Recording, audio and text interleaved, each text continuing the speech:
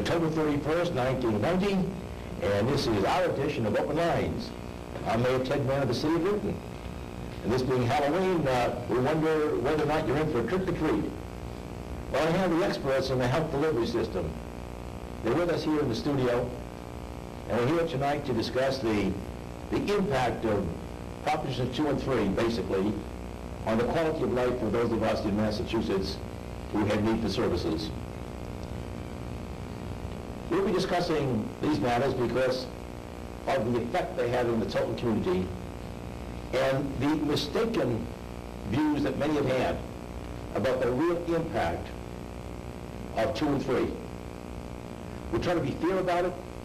We're trying to have our guests here this evening figure in just what their agencies do, how they deliver services, and how they have streamlined their budgets over the years.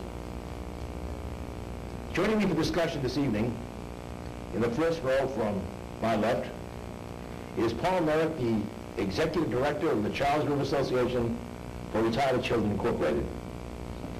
Hi, Paul. Dr. Mary Ellen Handel, the Director of the Charles River Psychiatric Ambulatory Service of the Newton Wellesley Hospital. And you're right with the Charles River, too. You're located pretty close to each other, aren't you? Very close. Yeah. Paul Gendron, Director of Barry L. Price Rehabilitation Center, Incorporated. In the second row to my left is Robert Mueller, Director of the Newton Guidance Clinic. Center is Richard Lawless, the Executive Director of Family Counseling Region West. And Scott Brock, the Executive Director of Community Support Systems.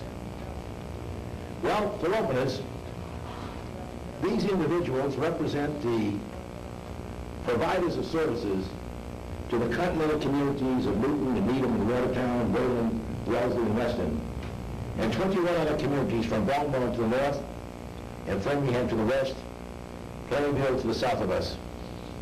So welcome, everybody. And with just a week away for the election, the voters of the Commonwealth will have the opportunity not only choosing our next governor, but also to make decisions concerning the array of ballot questions that will set the direction of our state government and the services it will provide our residents of our communities. Now, some people claim that they receive little or no services from the state taxes they pay. The fact is that everyone is touched daily by state-funded services such as roads and bridges and public safety, the higher education system, preparing our young people to assume the mantle of leadership for the future, and the revitalization of business centers, just to name a few. Beyond that, one way to measure how a civilized society is by the care provided by the government to those who are physically and mentally disabled. There are many, including those here tonight, who feel that the passage of Question 3 and 2 will have a devastating effect on this care. Now let us take a look at why there is so much concern being expressed. But before I do, I just want to remind you what the voters of the Commonwealth did back in 1981. The voters passed Proposition 2.5. And many said that services were going to be devastated as a result of that. While we voted for Proposition 2.5, there was another ballot item. And that called for a referendum as to the making of buildings handicapped accessible with no dollar limit on it. And you might guess that was overwhelmingly accepted by the voters of the Commonwealth.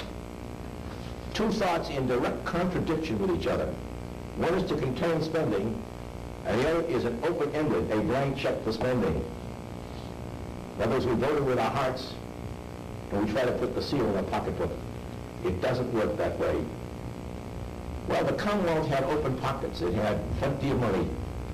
So for all the communities in the Commonwealth, the governor then said, well, we can't allow you to cut back as much as called for under the bill. So the governor filled up the coffers for all the communities.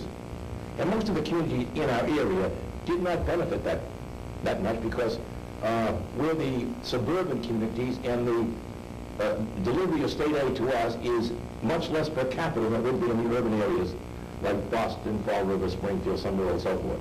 Some communities get as much as 70-75% of their property taxes paid for by the state. Two things happen. The excise taxes dropped from $65 to $25. And this period of time, inflation raised the value of automobiles, more cars on the road. The coffers have been filled for cities and towns in that period of time, restored. What else happened? We experienced declining enrollment in schools. In my city alone, we closed about 17 school buildings. We saved $45 million.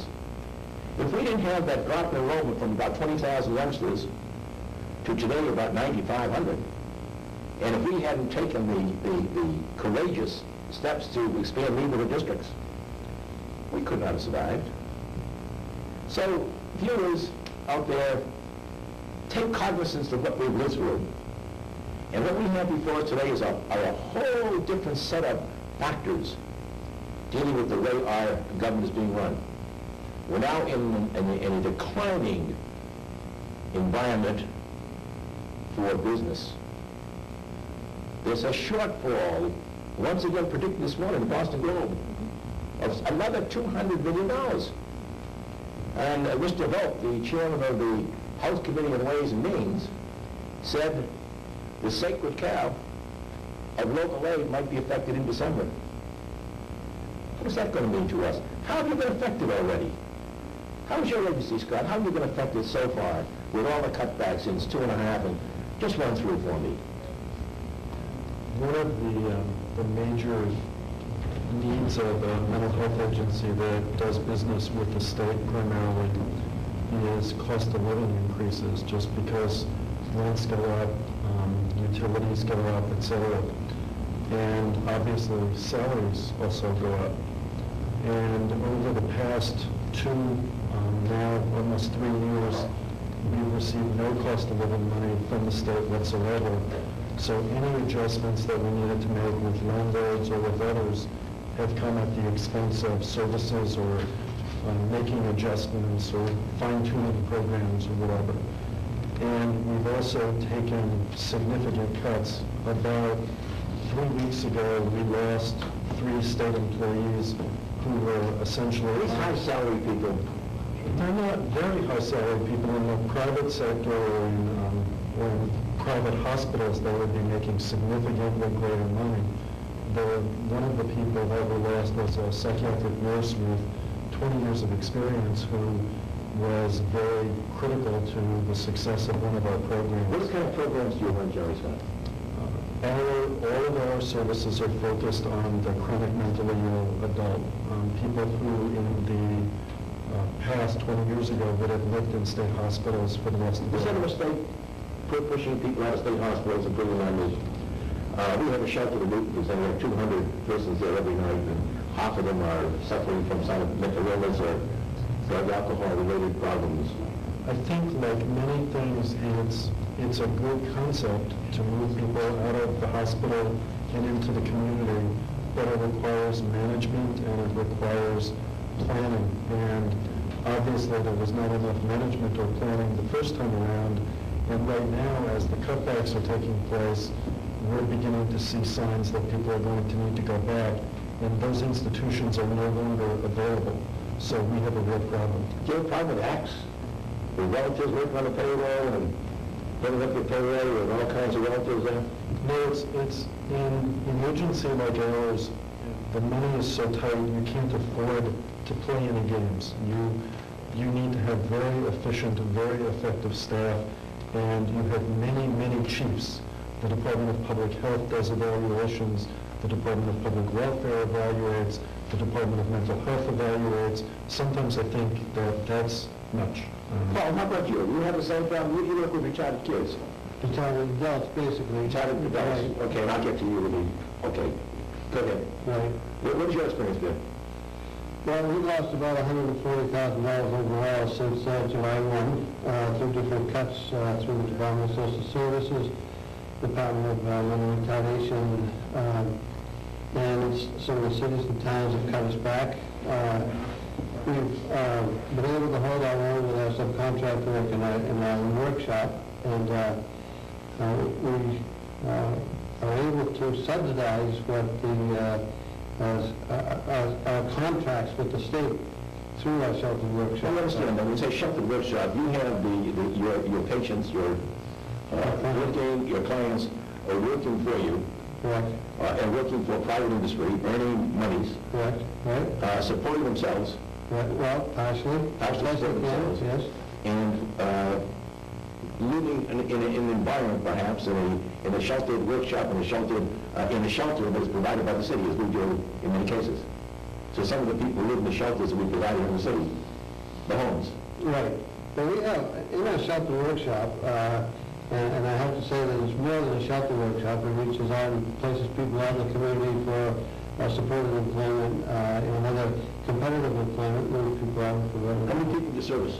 We have 160 people who come every day. What would happen to them if is there a danger they're going to be cut out completely?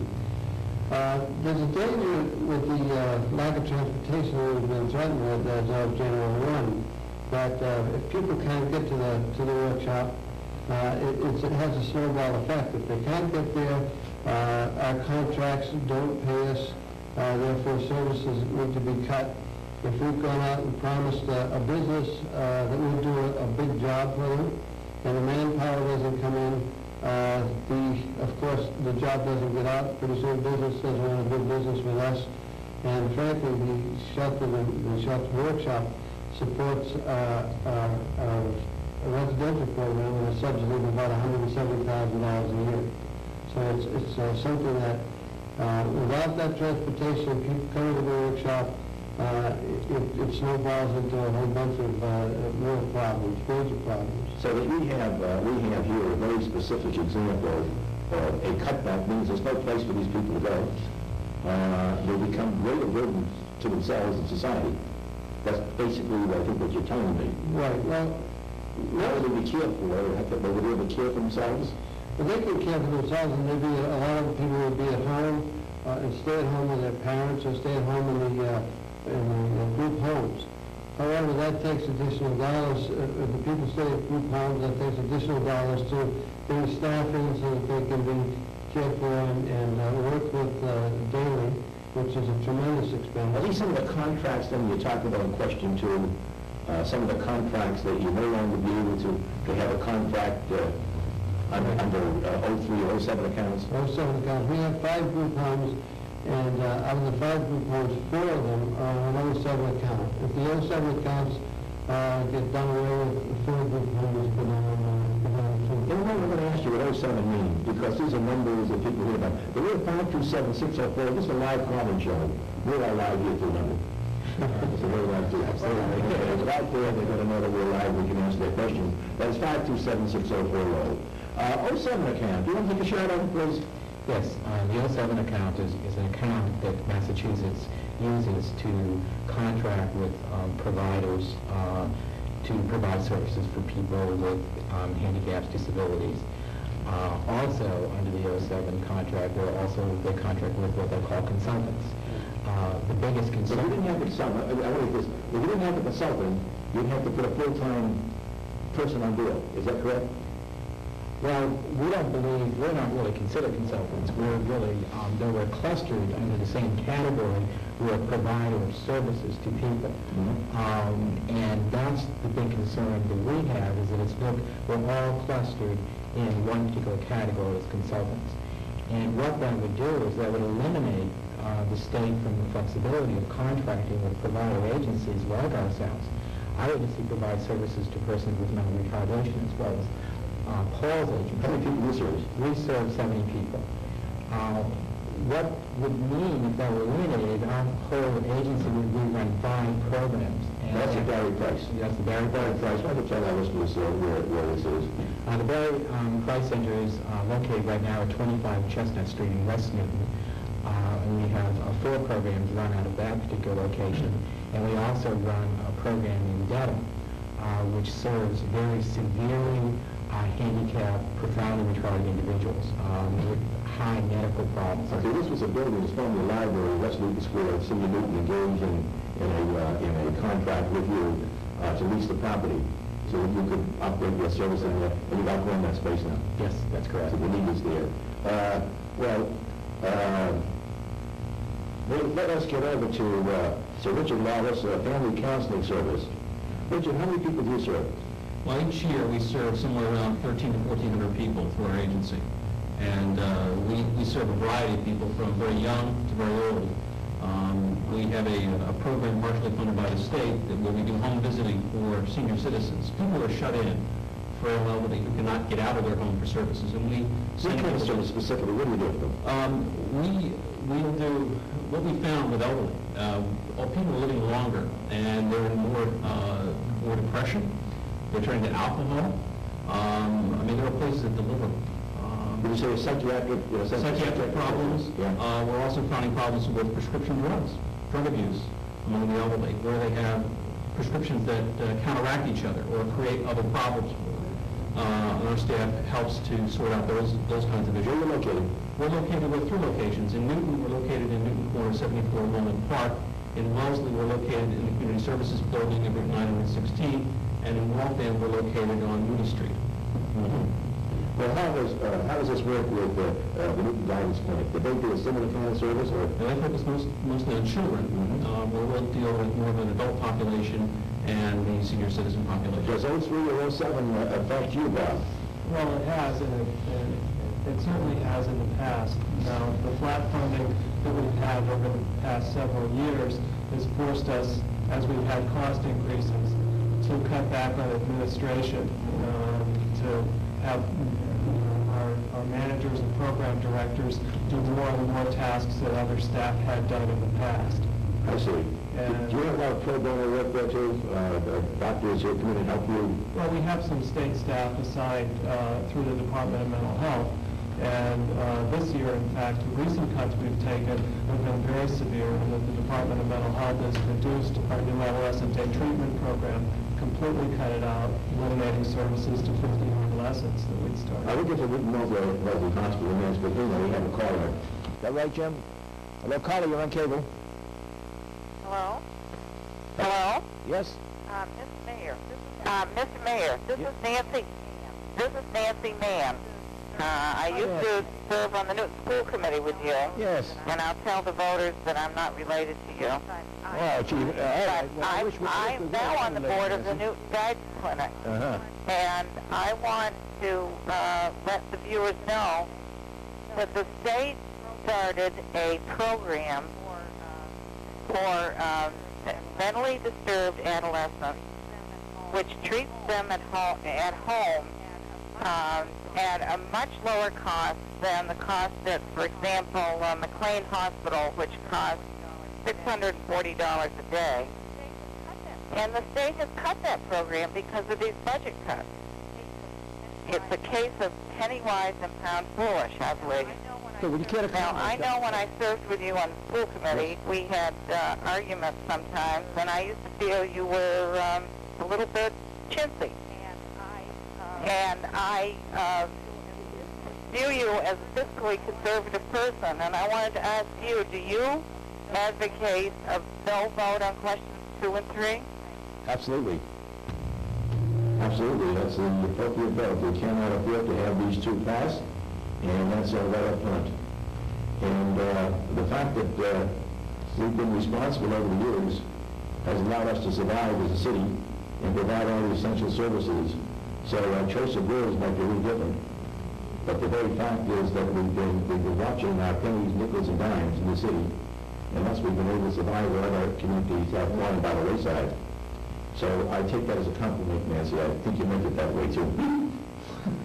Thank you very much for calling. Okay, now, really, Newton Wellesley Hospital. Yes. We are providing the Department of Psychiatry in the outpatient areas for services for people with various emotional problems. The chronically mentally ill are served in the aftercare service and through the psychiatric emergency team. We also have a service for the elderly and also an outpatient clinic that serves a variety of illnesses, including eating disorders. So we have a wide range of services, and we have about 18,000 visits a year. So it's a 18,000? What has been the effect of 2.5 on the hospital, or what would be the effect now, or if the top position 2 or 3 pass? Well, the services to the patients that we take care of will have to be cut in various ways. We lost a physician in the psychiatric clinic. We lost a physician earlier in the older adult services. We lost a nurse, a social worker, and a psychologist. So if patients need to be meeting weekly or every other week, they may have to come in every other week or a month. We will not be able to provide the intensity of services. This will create cracks in the system. People will appear in the emergency room, and they might have to be hospitalized. It again is not taking care of business in an appropriate way, but we will adjust as best we can. You've been adjusting so far. So I'm interested in what is falling between the cracks. Can you cite examples as a result of what has happened, inflation and all the other ravages that we've had over a period of time? What has fallen through the cracks, especially this past year, as a result of the cutbacks at the state level? Can you be more specific? Will you, anybody here? Anybody care to hit that one? Well, we've lost a program that serves almost 100 mentally retarded individuals and their families. I think what happens in these instances is that I think the caller was correct. We're penny wise and pound foolish, that we don't see the effects of a cut for what could be a very low-cost option versus a more expensive alternative, which is going to be the emergency rooms and hospitals. And I think that's going to be a very serious problem for us. We're going to see the overload. We're seeing it in our agency. We're getting a type of client we never saw before. A very disturbed client. And I think that's part of the problem. Okay, we have another caller now. Caller, you're on cable. Hello. Hello. Hello. My daughter lives in a group home in Newton Corner. Every morning a van comes and picks her up at 7:30, takes her to Norwood, and then returns her to her home at 4:30 in the afternoon. She puts in a long day but makes a good living so she can pay for her social activities, her rent, and her food in the group home.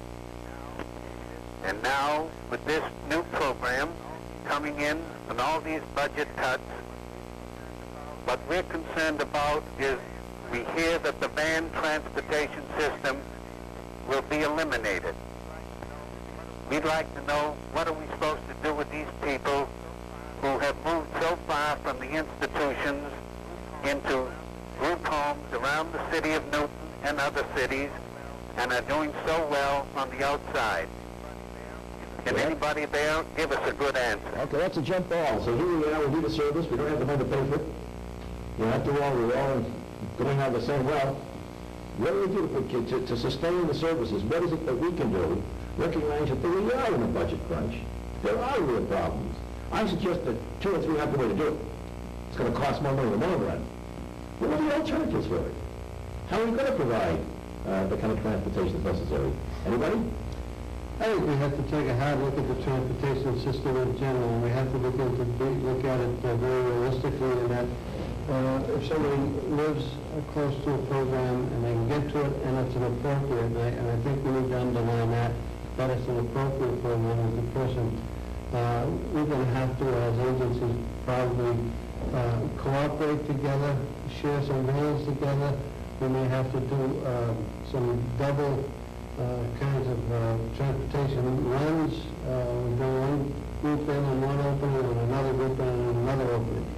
I think what we have to do is we have to be very, very careful of this, though, because as we begin to try to adjust for this serious cutback, that we put ourselves in jeopardy of trying to nickel and dime it, and very quickly we see ourselves running a huge deficit, and then nobody gets services for anything. I think we're going to have to be very careful as to how we approach this, and we're going to need the cooperation of many different agencies. Well, we've seen this coming along for a long time. This didn't happen yesterday. It's not just going to happen on the 6th of November. Well, we're not transportation over there. We haven't seen this coming along for a long time. I think we have. We have the Newton Wellesley Western Needham catchment area, and the buses that run from Wellesley into Newton have been closed due to financial constraints.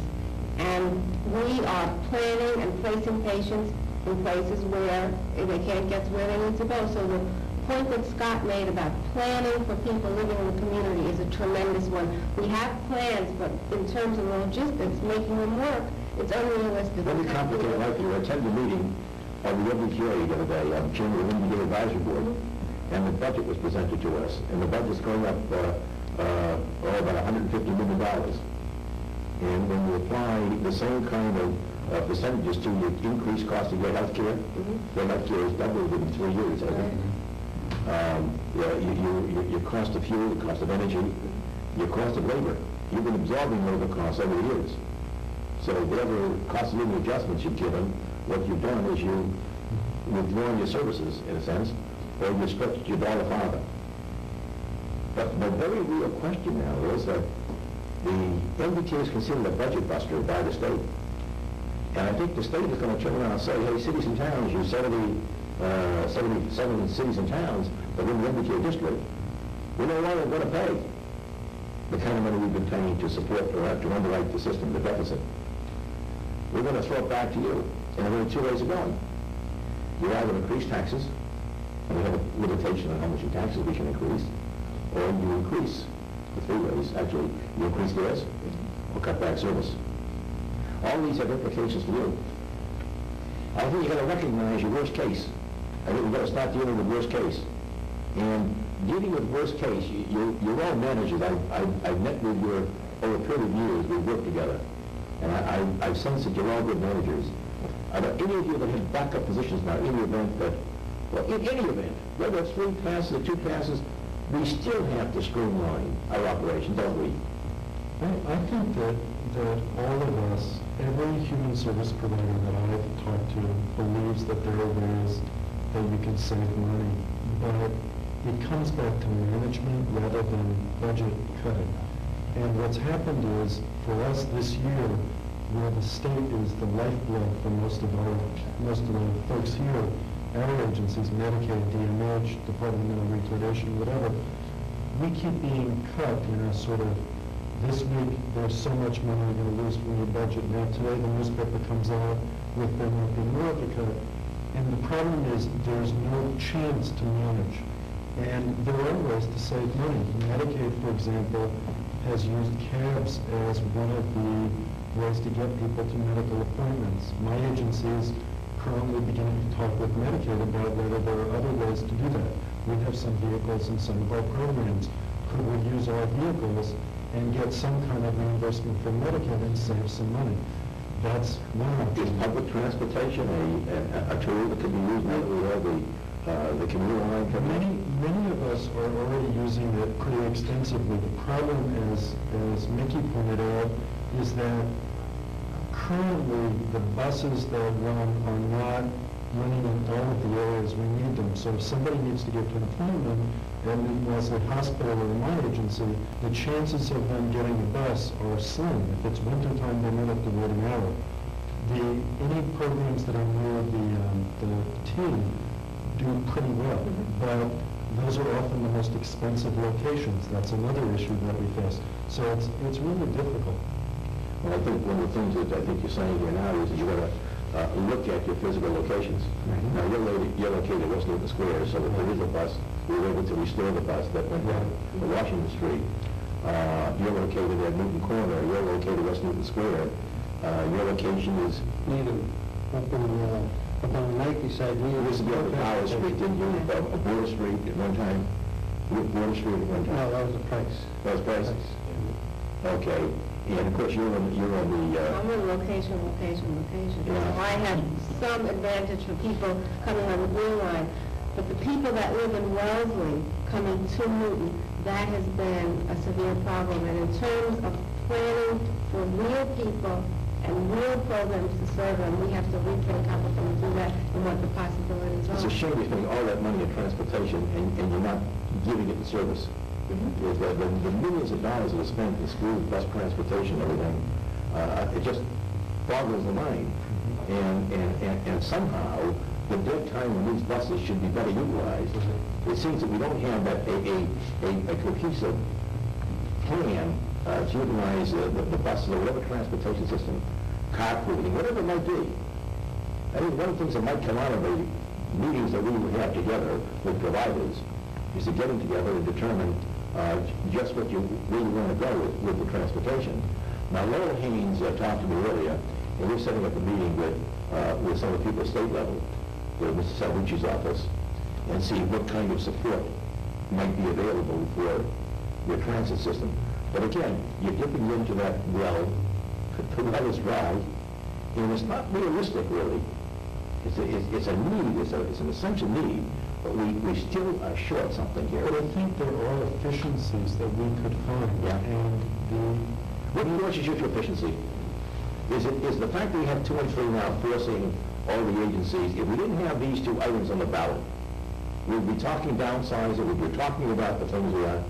The cuts are occurring now even without the passage of 2 and 3. And Yeah, that's the 2.5, does it have an effect? right. But the cuts that are occurring now are as a result of the current year budget, not what's pending Mhm. with the vote on November 6th for 2 and 3. So the cuts, that's going to make it even worse if those 2 measures pass. What we've seen so far is nothing compared to what's probably going to happen.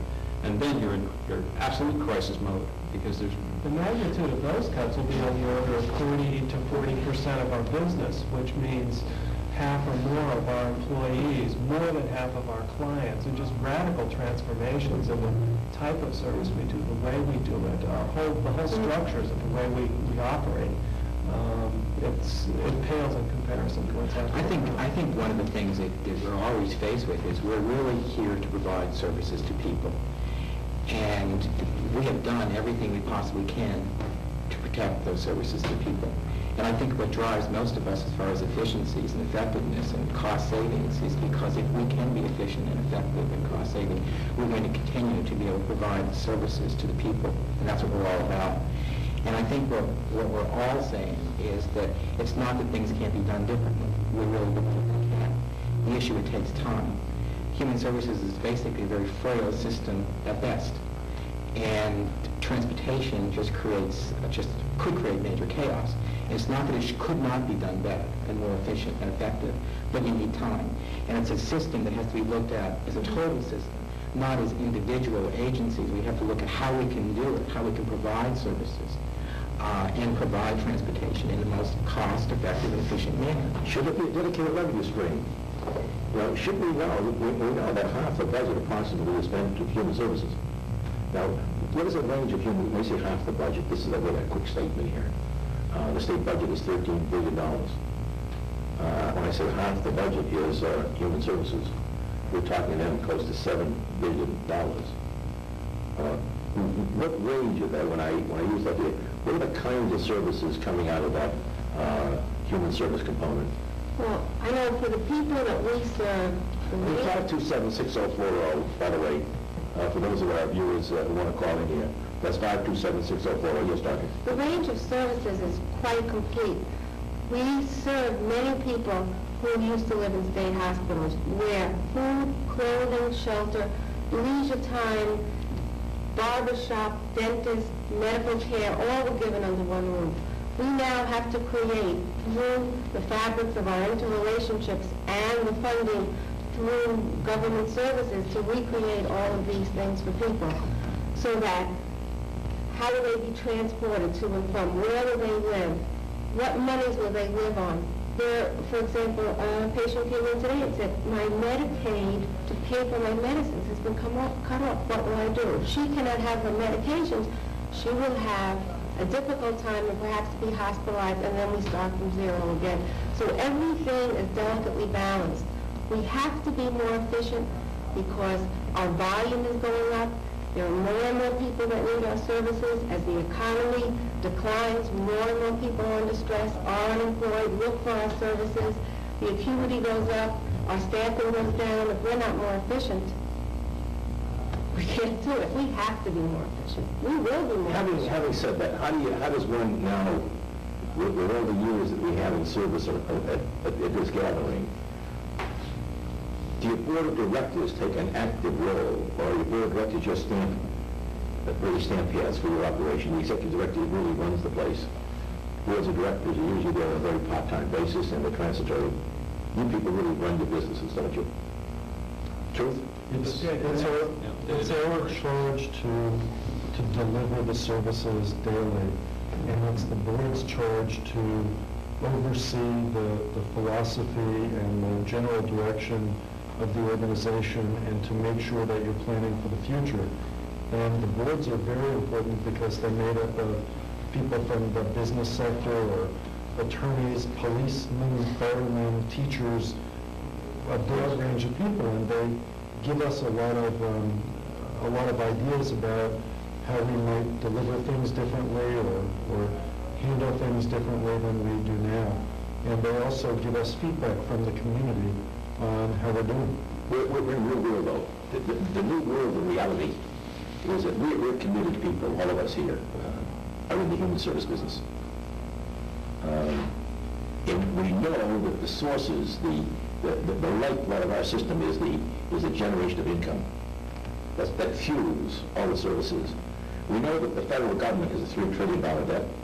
We know that the Commonwealth of Massachusetts is junk bond status.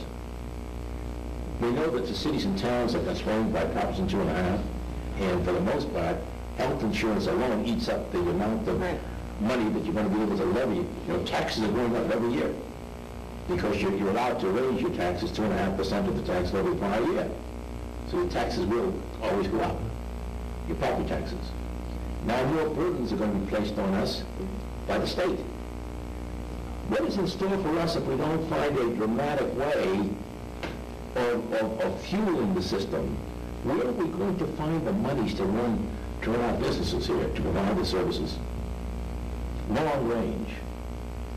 Not to have to fight with the governor, whoever it may be, or to plead with the federal government not to hurt us any more than we're being hurt right now. One of the ideas, one of the generation of ideas that will help us fund our businesses so that we become, in a sense, self-dependent. Is there any possibility of that for the future? I think it's the only possibility for the future in many ways. I think we have to be, whether our services are being paid for by the government or through other sources, wherever the money comes from, we have to find a better way and a more efficient way and a more business-like way of providing it. So, Tim, we have the challenge here, regardless of 2 or 3. We all intend to vote against 2 and 3. 2 and 3, not the answers for us. 2 and 3 is havoc, ruin. We see we have problems. Let's address the problem together. Let's get the Barbara Andersons in the room with the Jim Brody's and with our health providers, because it's tongue-in-cheek right now that the proponents, I believe, of Proposition 3 and 2 are saying vote for us. They can't possibly believe what they're saying. They can't possibly believe it. So what is next step? I think we have to develop clearly much stronger relationships with the community, private industry, and how we can have some marriages and support of human services. We have to do more outreach to our whole community. I think, unfortunately, in Massachusetts in particular, we've relied a lot on the state to provide, quote, the human services. What is your budget? $1 million. Scott? It's about $3.5 million. About $1 million. A little over $1 million. We're over a million. 3.2. 12, $13 million right here. And you want to be cut by $1 million, as I've listened to you.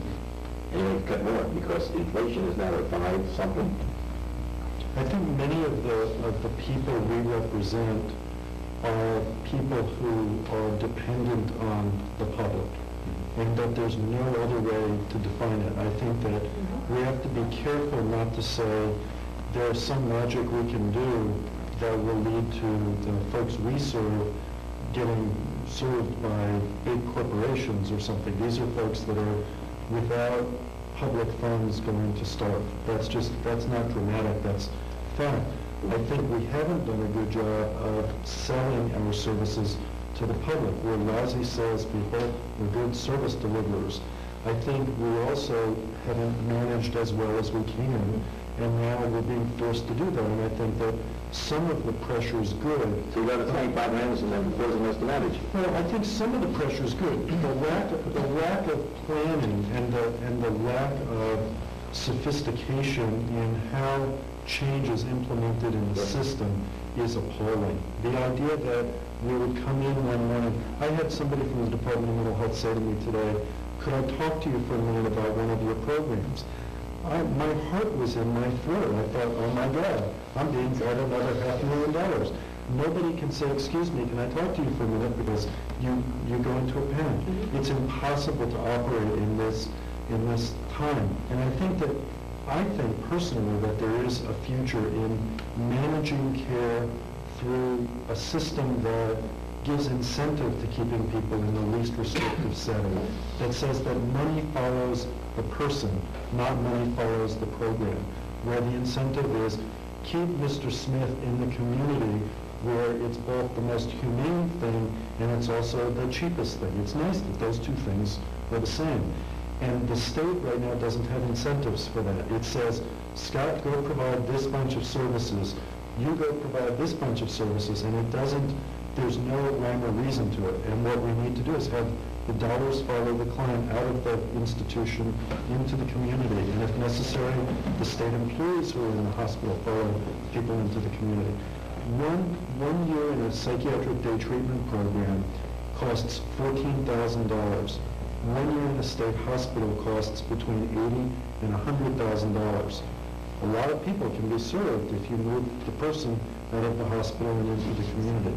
And families have been wonderful in providing all sorts of supports for their sons or daughters. People who imagine that families come and drop their son or daughter on their doorstep and walk away, haven't watched the family carry their son or daughter's insurance for 10 years, because if they cancel it, it will be lost, and spend the $600 a month keeping them at home when they're psychotic and staying with them all night or whatever. So I think there are some answers. It feels too much like Armageddon to search for the answers at the moment. So.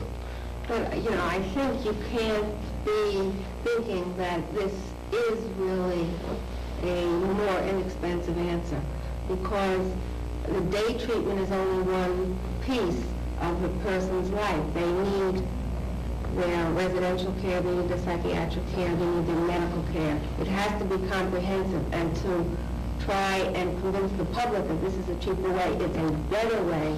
I don't know if it's always a cheaper way. Even just the transportation between is expensive. So I think that it's not clear to me that it's best because it's cheapest. I think it's best because it's best. We know the state hospital know that people are better off. In the community with the services, we just have to make them more efficient. The other piece about the families are getting old, and the families are getting sick, and the families are dying.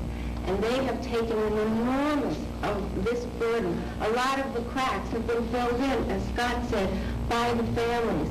When these dedicated people are no longer with us, what will happen? This is another piece that's coming from the Explain that a little. When you talk about the family, give me a stereotypical case of the family. Well, families of the mentally ill right now in the country and in the Commonwealth and in our towns are in many ways, or people with chronic mental illness who live in the community, the primary caretakers.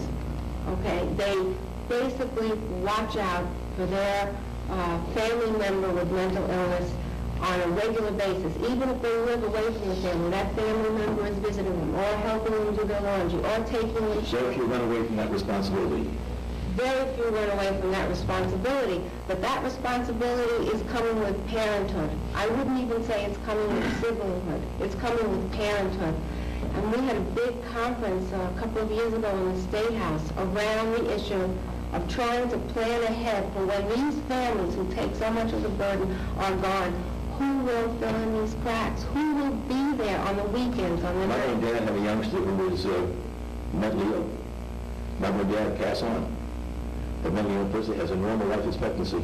Yes. what happens to that person? Exactly. And this is also happening with the mentally retarded person. There was just a big story about that in the paper, in the Times, with a family, the parents are in their 70s, the mentally retarded son is 50, and they say, how can we die? Who will take care of this person? Yeah, I think So this is an issue. Yeah, and what has happened many times is that the people who actually kept their sons and daughters at home and did the best they could to actually save a lot of money for the Commonwealth, those are the ones we've penalized. Through the years, the people who have kept their children at home are the ones who if there's supports, they're taken away. If there's cutbacks, it's taken away from those community folks. And we've penalized the people who have actually, through the years, saved the Commonwealth thousands and thousands of dollars because they had the stamina and they could keep them at home and they did everything they possibly could to keep the family intact. And we're penalizing those people instead of rewarding those folks and saying, we want to give you as much as possible to maintain your family for as long as possible. And that's what's sad. So the people that we should be supporting, we're not. You asked before where we going with the money, and I think the opinion is a couple of different times, and that we're trying to run it through the system, trying to run a community-based system as well as an institutional-based system, neither of which I think have been planned well enough to utilize the dollars as effectively as possible. I know that the Department of Mental Retardation is closing Belchertown at this point, and I think it's 2 years that's supposed to be closed. They'll save $10 million by closing Belchertown and serve 17% more people, which is a pretty significant figure when we say that there's 7 different state schools there that could be consolidated. I believe that there's going to be needs for some state facilities. I don't know if they're the state hospitals or the state schools as we know them today, but there are going to be some needs for some state facilities. However, I think there needs to be some kind of consolidation. There needs to be... What happens when the groups move out of the buildings, the state institutions? Those buildings are empty now. A lot of them empty. Northampton is empty. 3 or 4 floors at Shattuck are empty, I'm told. And there are repairs, constant repairs required, and haven't been, infrastructure has been neglected. These buildings could be used to house people. They could be used for facilities to accommodate your agencies. And what's the craziness that's going on here? You see, people don't trust the government people any longer. They don't trust us.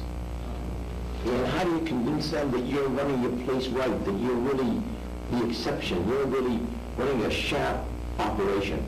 I know because I've talked with you that you're not paying crazy salaries. Man runs a $3 million business here, and his salary is roughly $50,000 to be the chief executive of a business like that. It's way out of line with the public sector. The young people or the B people, yeah, working there, raise and salaries $15,000, $18,000, $20,000 for your social worker. Is that right? They're talking the same language? Absolutely. Okay. And some of these have master's degrees. Some of these people have master's degrees. They must have a degree. 10 years of experience. Yes. 10 years of experience. So the perception that people have is that we're fat, we're bloated, that people are eating all kinds of money here, that we borrowed up, we borrowed in here, we have all kinds of political systems where you've got a friend, you got a job in a social agency, you're taken care of. But what I've seen isn't true. No, it's not true. Not true. And yet, given that we employ hundreds of thousands of people in the state, there has to be something that's wrong between the cracks. But by and large, when I talk to a group like this, and I visit your places, I visit and I see what you do there, it doesn't hold up in the light of day. It doesn't hold up. But yet we have such a severe problem, and talking about it here, we put the problem out on the table to our viewers. They say, these are terrible problems, and yet we don't have any real answers. We say we're going to run our shop better.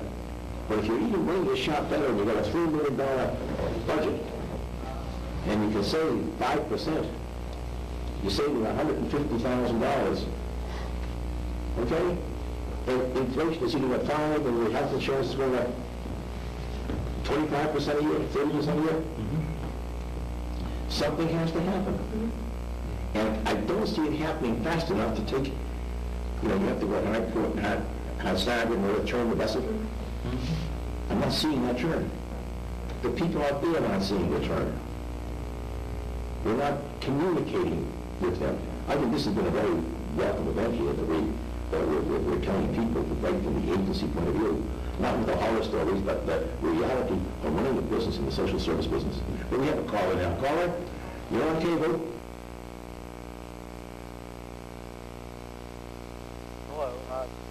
Hello. I would like to direct my question to the entire group. Before I do that, I want to make just a short statement. First of all, I'm pleased to see that all of you are together in one room and talking about problems at hand. My question pertains to that. 10 years ago, do you think that you would be talking dollars and cents, dimes and nickels in a room in a state where we're in some chaos, in a country where we're talking about not having enough money, but we're spending a considerable amount of money in the Middle East, holding off a theoretical war. And I guess what this comes down to is that this country, which had a great deal of vision in the 60s, seems to have lost its vision in the 90s. And as you talk about how we're going to confront the problems of today, which I think is fine, I think most of you as professionals should worry about what's going to happen in the year 2000 so that we're not asking the same questions then. So what do you see happening in the next 10 years in your particular field that will change and allow you to develop first-rate services for You've asked a great question, and we can probably spend another hour going over to our plans for the year 2000, but most of us are now dealing with 5-year forecasting with some degree of success, by the way, because there is a predictability in the amount of money we're spending in terms of the inflation rate going on 5 years, because we're all labor-intensive, aren't we? Virtually all the money we spend is labor. 85, 90% is labor, or even greater, I guess, in the delivery service, right? 95%. With predictability, you've got 5 years. That's one side of the ledger. But on the other side of the ledger, the income generation, jump ball. Jump ball. What do you do?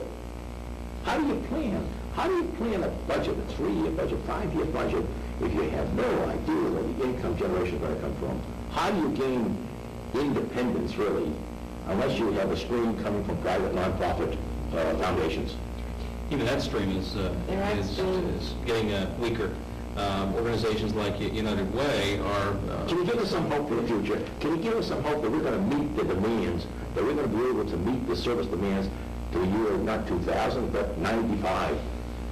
Well, I think by all working together, I mean, one of the things that these communities have going for them, I think, is a rich tradition of organizations working together. We're here talking about each other's problems as we've done, together in other places over the past few months. And in sharing those problems, I think we've been able to help each other find solutions. And it may mean agencies working closer together, joining one another in the struggle. And in doing that, saving overhead and finding ways to be more efficient. But I don't think we should make too much of that point, since all of us have done belt-tightening for years and absorbing things administratively so that services can go on uninterrupted. I think we really have to emphasize tonight that those days are pretty much at an end, and that the severe cuts that we're facing now mean loss of services, and that the only way to keep them going, as we all want to, is by finding new and creative ways to work together to help those services go on. And part of that, I think, means finding as many different revenue sources which are as dependable as possible. It's difficult with the state in such unstable circumstances to count on that as we have in the past. But if you can diversify, and I think I know we have, as an agency, tried to do that, to get private funds blended with public funds and your own generous city funds and whatever we have to diversify our funding sources and create that kind of stability. I know we're all looking for new ways to do that, and I think together we have a great shot at turning the corner. Well, we're doing some kind of dramatic things in our city. And just recently, I was talking to some of you about the health insurance problem. Where some communities now are spending $11,000, $12,000 a year to provide health insurance for a family unit. $12,000 and going up. My compassion as a person, and demonstrating as a mayor, is not to mislead people. I think I've got a responsibility to level with the people who live in the city and say that taxes are going to go up, and we're going to have to trade up. We're going to have to say, in a sense, who shall live and who shall die. Because if I don't have, see, I'm a mayor, I set the budget. If I don't have enough money to run the educational system, it is no longer the role of a school committee to say to a mayor, we're here to provide education and you're here to raise the money. We're partners now. We're all partners. Because for all the dollars that the cities may give you, that's depriving the educational system and the police department and Lowell Haynes, the human service department, of money to operate the services that we have to render. So you're looking forward to the cuts we spoke about it previously. The other communities have cut already, and I've been holding off. But I'm down at bedrock now. So that I call a meeting of key persons in the health delivery system. Call a Blue Ribbon Committee for one of a much sexier name. Not a Blue Ribbon Committee. But I have some of the top brains and committed people in the healthcare industry that I call and are going to meet with me next Wednesday morning. And we're going to be examining better ways to deliver health services to our employees. Got a vice president from Boston College. I have people who are coming in pro bono to meet with me.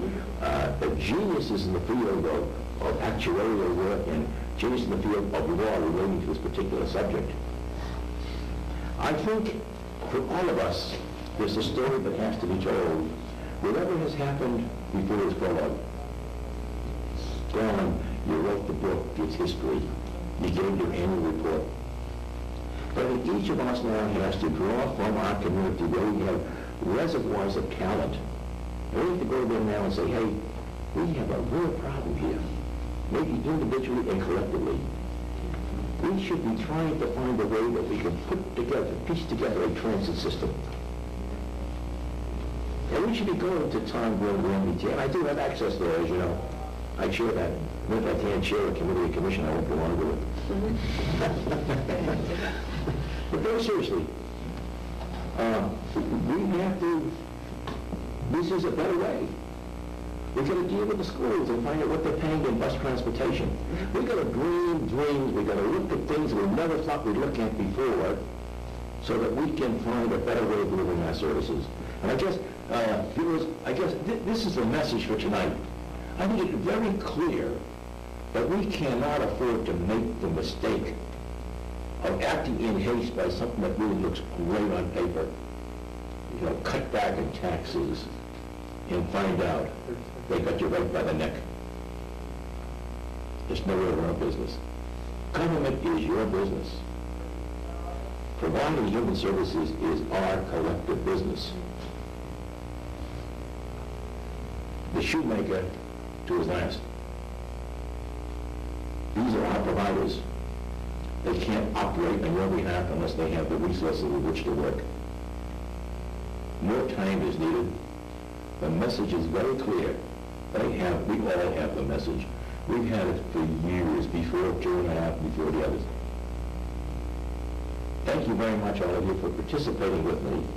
It's been a most informative hour that we spent together. Hope the viewers come out of this better informed. And we'll see you again. This is Ted Mann for this program. It's that we're able to put together on occasion. These our program on subjects of timely interest of open minds. Tonight, vote on November 6th.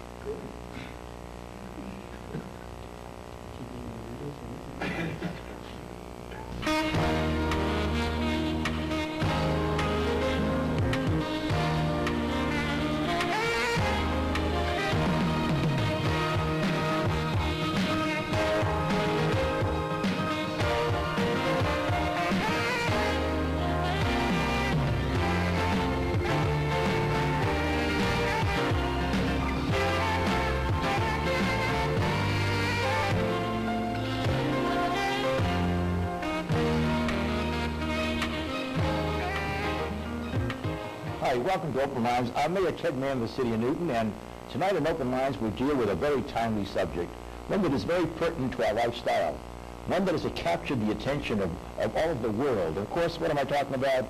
We're addressing the problem of drugs and alcohol in our schools.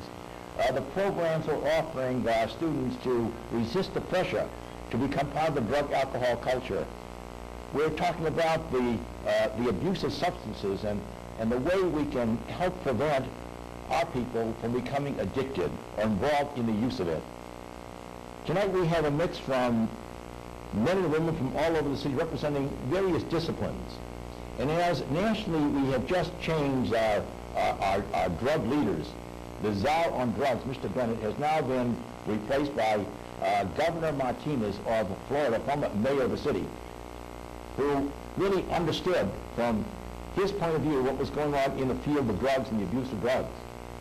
And with the foundation that Mr. Bennett has given us from an educational perspective, now going on to new drugs are Mr. Martinez, we keep hoping that we'll be able to get some major breakthroughs in doing something about this crime, this activity, this addiction that is eating away at the very core of our society, eating away at young America.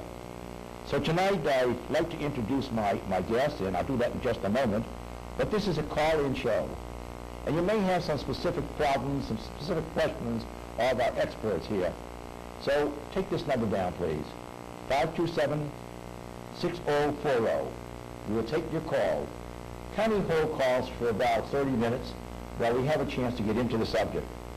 Now joining me for what promised to be a very interesting and provocative discussion, I'd like to introduce Howard Y.E.S, Assistant District Attorney for Middlesex County, who deals with many of the juvenile problems and the cases, and will give us some idea as to what is happening in the criminal justice system. In the first row to my immediate left is Rebecca Wong, a student from Newton South High School. And then there's Rob Cohen, one of our student athletes and also a student at Newton South High School. Next to Rob is Michelle Mobilia of Trinity Catholic High School. And John Galuni, also of Trinity. John? Allison Malcolm is the drug and alcohol counselor for the secondary level of the Newton Public Schools. And she is the co-advisor for the peer leadership courses and also works with youngsters who are considered to be at risk. And we'll hear in a moment what we mean about peer counseling and the creative program you started. Last on that line, to my far left, is Kathy Davio. She is the coordinator of drug alcohol education programs for Newton South, and she is also a peer advisor. Allison and Kathy work with students recovering from substance abuse problems. In the second row is Officer Dennis Geary, the DEAR officer, drug abuse resistance education officer of the City of Newton. And to his left is Bessie Adams. Bessie Adams is a youth officer who started with me. We introduced the DEAR program and is now with our Community Relations Department of the Newton Police Department. Next to Bessie is Kara Drynan, a student at Newton Country Day School, Kara. And then Carrie Capizzi, who is also from Country Day. On Glenn's left is Rick Gershberg. He is one of our youth outreach workers of our Newton Human Services Department, and we established that program about 15 years ago. With problems, that's correct, with problems we're having of congregating youth on the street, and we've done a remarkable job in the city of Newton with an outreach program. Next to him is Mary Williams, no stranger to Newton School System. She's a housemaster at Newton South High School, and she deals directly with some of the problems as they surface. She's hands-on, online, available all the time within the school. Andrea Usin, Andrea, a student at North High School, and she is joined by Ben Ross. And that rounds out my guests for this evening. Well, welcome everybody, and let's get right into it. What kind of drug problems do we have? Do we have a problem in our school system? I believe we do. There's a problem everywhere. I mean, in all public schools, private schools, and certainly Newton's no exception. You buy that? Private schools have a problem? Definitely. Let's clear the air. What do we mean by drugs? What kind of drugs are we talking about? Marijuana, alcohol, Cigarettes. even. There's a lot, not inside the school, but Not just inside, but around the school, you know where to get social it. settings. Pastor, does that tie in with what you know about the drug problem? I think there's a lot of experimentation, and with this experimentation, there's also abuse when you're dealing with young kids and alcohol and other drugs. But it exists. Sure. Is it to a great extent in Newton? You know, if it happens to one person, to me, it's a big problem. It's an enormous problem to that family and stuff. It's probably an incurable, maybe an incurable problem to that youngster. Misery for the rest of that person's life. So we can't even treat that one case as even like in isolation. There's a contagion there. So that when we're talking about drugs, just how should we, what are drugs? You're the DEAR officer. Tell us about DEAR first. Okay, DEAR is a program that we teach in the 6th graders, which is the last grade before they go on to the junior highs. Of course, we're lucky in Newton. In our elementary schools, of course, we don't have a drug problem. We're trying to reach these kids before they run into the problem. What does DEAR mean? And how do you work with the DEAR program? Okay. DEAR stands for Drug Abuse Resistance Education, which is a program that started out in L.A. and in 1987, yourself, Mr. Mayor, and Chief Quinn brought it to Newton, and Officer Adam and Paul Anastasia set it up in 7 of the elementary schools. It's a 17-week program. It's taught by a uniformed police officer to these 6th graders. That's a very structured program. And we deal with their social... Are you in all the schools, in all the elementary schools? Yes, we are. In all. How do you interact with this now? There's a peer program, isn't there? We train students at both high schools in drug and alcohol information and also in facilitation skills. And the high school students plug into one of the DEAR lessons where they go into the elementary schools and talk with the younger kids and answer some of the questions they have. We try to dispel some of the myths, I think, that the younger students have about what the drug scene is really like as they'll be getting older. You're just peer counseling. Tell me about it. Well, in peer counseling, we had several training sessions, and a lot of discussions with the different peers. How do you counsel a kid in the 5th to 6th grade about, from your point of view, what do you tell them to look out for? Well, it's not really counseling; it's more answering their questions and so on. But just telling them if they how to avoid it, because a lot of them think, a lot of the questions are, do you see a lot of cocaine in the bathrooms and so on. Then you just tell them that it's a lot easier to avoid than they think. So you're just sort of informing them about. But you're on the scene. You've seen it. You've seen this go on. You know kids within your frame of reference, within your vision. They're addicted. Right? Understanding that problem? What about you? Do you have peers who are addicted? Well, I think we should be considering alcohol as part of this genre of drugs in Newton.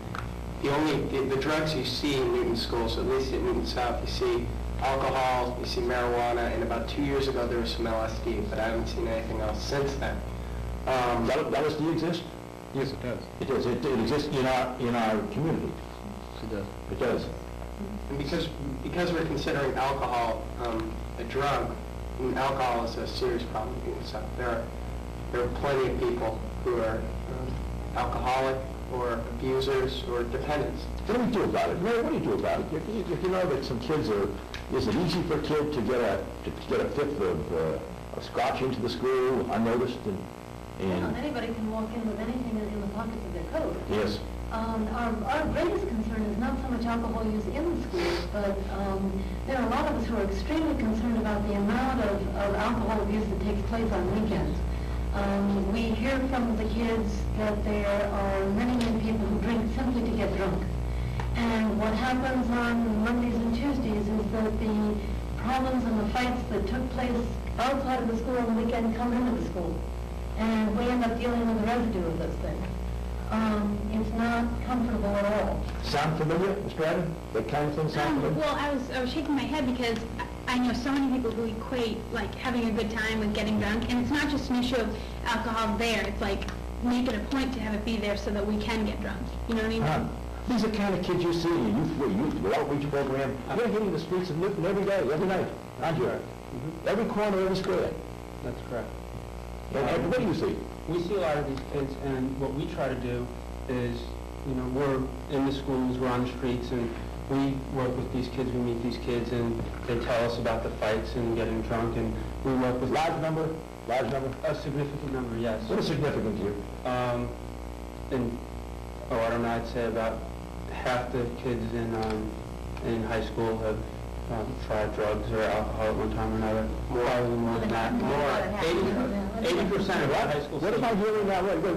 I say, Would you buy that? You're at private school. Would you buy that?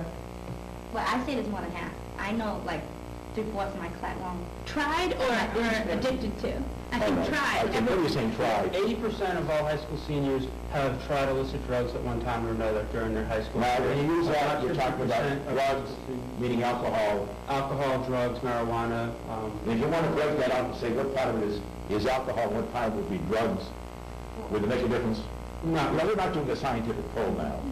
But it's like your question to our viewers to know that there's a commonality of concern here. At North High School, you're nodding at Trinity, Catholic, at Middle South. I have to say, I think, to me, the concern is yes about the experimentation, but I get more concerned about some of the patterns that are forming for some of the students. I mean, there are kids who can't really have a weekend without partying real hard. I mean, that's their expectation, to overdose on something every weekend. That's how they have their fun. And I get more concerned about the patterns that are forming. So what do you feel about it? You have a network now. What are you doing about it? We have a few groups going on, support groups. We have some educational classes. I go into a few different classes. I also teach a few classes, drugs, alcohol, decision-making. We're doing a lot of talking about choices with kids. And that, yes, there's peer pressure, yes, there's some experimentation, but yes, they still have their own choices to make. And we're also getting explicit information. It is a problem. I think what happens with a lot of kids, they use alcohol, it's readily available, it's accessible. Many kids then also go and use other drugs, polysubstance abuse. Haven't we had this problem through the ages? When I remember with Charlie Feely, blessed memory, 30 years ago, Charlie and I had a council, and there were gangs of young people in cars party crashing. Is that familiar to you today? Party crashing? It existed 30 years ago. Drinking, breaking and doing damage existed 30 years ago. Because it existed 30 years ago, doesn't mean it's right. But there is more of an availability today of other kinds of things. And it's this mixture that has us all baffled and concerned. Because alcohol in itself is bad, and maybe a lot of people don't know what the penalties are. You might want to come in now, what's some of the penalties today for just that casual couple of drinks? Well, you get picked up. These days, if you get caught drinking and driving, if you're a first offender, you're under 21, you're going to, at the minimum, lose your license for 180 days. You can get up to 2.5 years in jail. A lot of these cases that become part of the court system involve when there's an accident involved. It's not always the first choice, but sometimes it can be the only choice to involve some type of either probation, court system, sometimes even jail when it comes up. If you're looking at a second offender, look at a mandatory, at the minimum, that they're going to have to do 14 days inpatient, but they're going to be on a suspended sentence. And that's a suspended sentence means if you're going to have 90 days in jail hanging over your head for the next 2 years of your life. When you say 90 days in jail, 90 days in jail, what kind of a jail are you talking about? Are you talking about a country club, or we're talking about... No, you're talking about the Ricker House of Correction. Can the record everybody have? Yeah. Who has? Let me interrupt for a second. 527-6040, is that right, Jim? No, not Billerica, the sentencing in jail. I've been to Billerica, the town. Oh, You've been to visit the jail there? No. You're going to visit the Billerica, the town? Yeah. I misunderstood. I've seen it, Jeff. You have seen it? Yeah, from the outside. Doesn't look like too much fun. I chair the Middlesex County Advisory Board, so in a sense, I am the citizens' representative on the budget, handling the sheriff's office and handling Middlesex County, the House of Correction at Billerica. Young people there between the ages of 17 and maybe 25, 27. It's like going into a butcher shop and seeing the young people hanging up on a hook in a butcher shop. One visit there will make you a believer. And maybe those are some of the pictures that should be shown, because my dad was a probation officer, and I remember as a young kid going to some of the jails at the district police stations in Roxbury, and I was appalled. It's left an indelible impression in my mind as who the devil could live under those circumstances. But when I went to the House of Correction at Billerica, I said, my God, if I ever thought of doing something wrong, this is a deterrent like you wouldn't believe. And maybe one of the things you ought to do is take a field trip there. You might just take a place like that to have people stop and realize what they're doing. Like if we had a program at all schools that showed pictures like that, I think that'd be good. I mean, I think that would really affect people's opinion. You know, one visit there is worth 10,000 Pictures wouldn't do it. Let me tell you, I went there and I was called out they opened all the cells for me. They opened all the cells, and you can imagine there's a switch that goes on and closes all the doors, and you're locked in a cage. In a cage with a cot and a little hopper in the middle of the floor to tend to your needs, your toilet needs. I think one of the things that happens, though, especially with adolescents, is that people feel it won't happen to me. So that they will see, oh, yes, that jail, that's terrible, but I'm not the one who's going to get in trouble. It'll be that other person. And it may have an effect, but I think people think about that they're sort of immortal. They have that extra protection. And to carry that one step further, too, I mean, there isn't anybody who takes their first drink or experience with their first drug that thinks anything more than that experimentation will happen. Nobody takes their first drink expecting I'll become an addict at some point along the line. It's the first drink that leads it. That's it, does it? I think kids, most people who drink or abuse alcohol think of the short-term effect and not the long-term consequences. So no one intends to go out and hurt. What are we saying here that is any different than you've heard 100 different times? And so are we saying anything different here? Are we? Is there anything, you have something to say? Yeah, well, about, the House of Correction making an impact. It certainly would make an impact if there was really a fear of getting caught. But certainly, I don't know anyone who's really been, prosecuted. I don't know anyone. And I know plenty of people who drink and do drugs, and I don't know anyone who's really faced serious consequences. So it's sort of hard to really imagine that happening. It is sort of a sense of immortality that would happen to me, but you don't really see any of that happening. I had about 500 young men at Billerica at the time I went. And when I went up to the second floor, there was a big holding cell. was a big holding cell, and remember hanging onto the bars, watching us like caged animals. And as I went up, and there was a group milling around, 3 or 4 young men came over to me who came from Newton. They were Newton residents. I happened to know some of the families of these kids. Nice families. They were in the House of Correction, a couple awaiting trial, a couple under stiff sentences, and all of them had to do with taking that first drink or that first smoke, and that led them down. Good.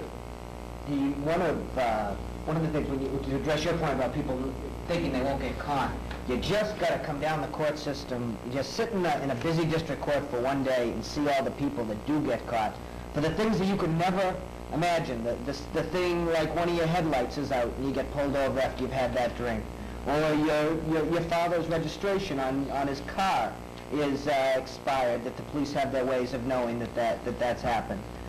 Just as something that the window that you leave open in your car that shouldn't be, are all reasons that can lead the police to know that something wrong is going on. Maybe it's just your dumb luck, but do you want to be the person, or do you want to be the person that the dog runs in front of your car, and because you've had a couple of drinks, you can't react quick enough, and you drive your car into a tree, killing your friend or yourself?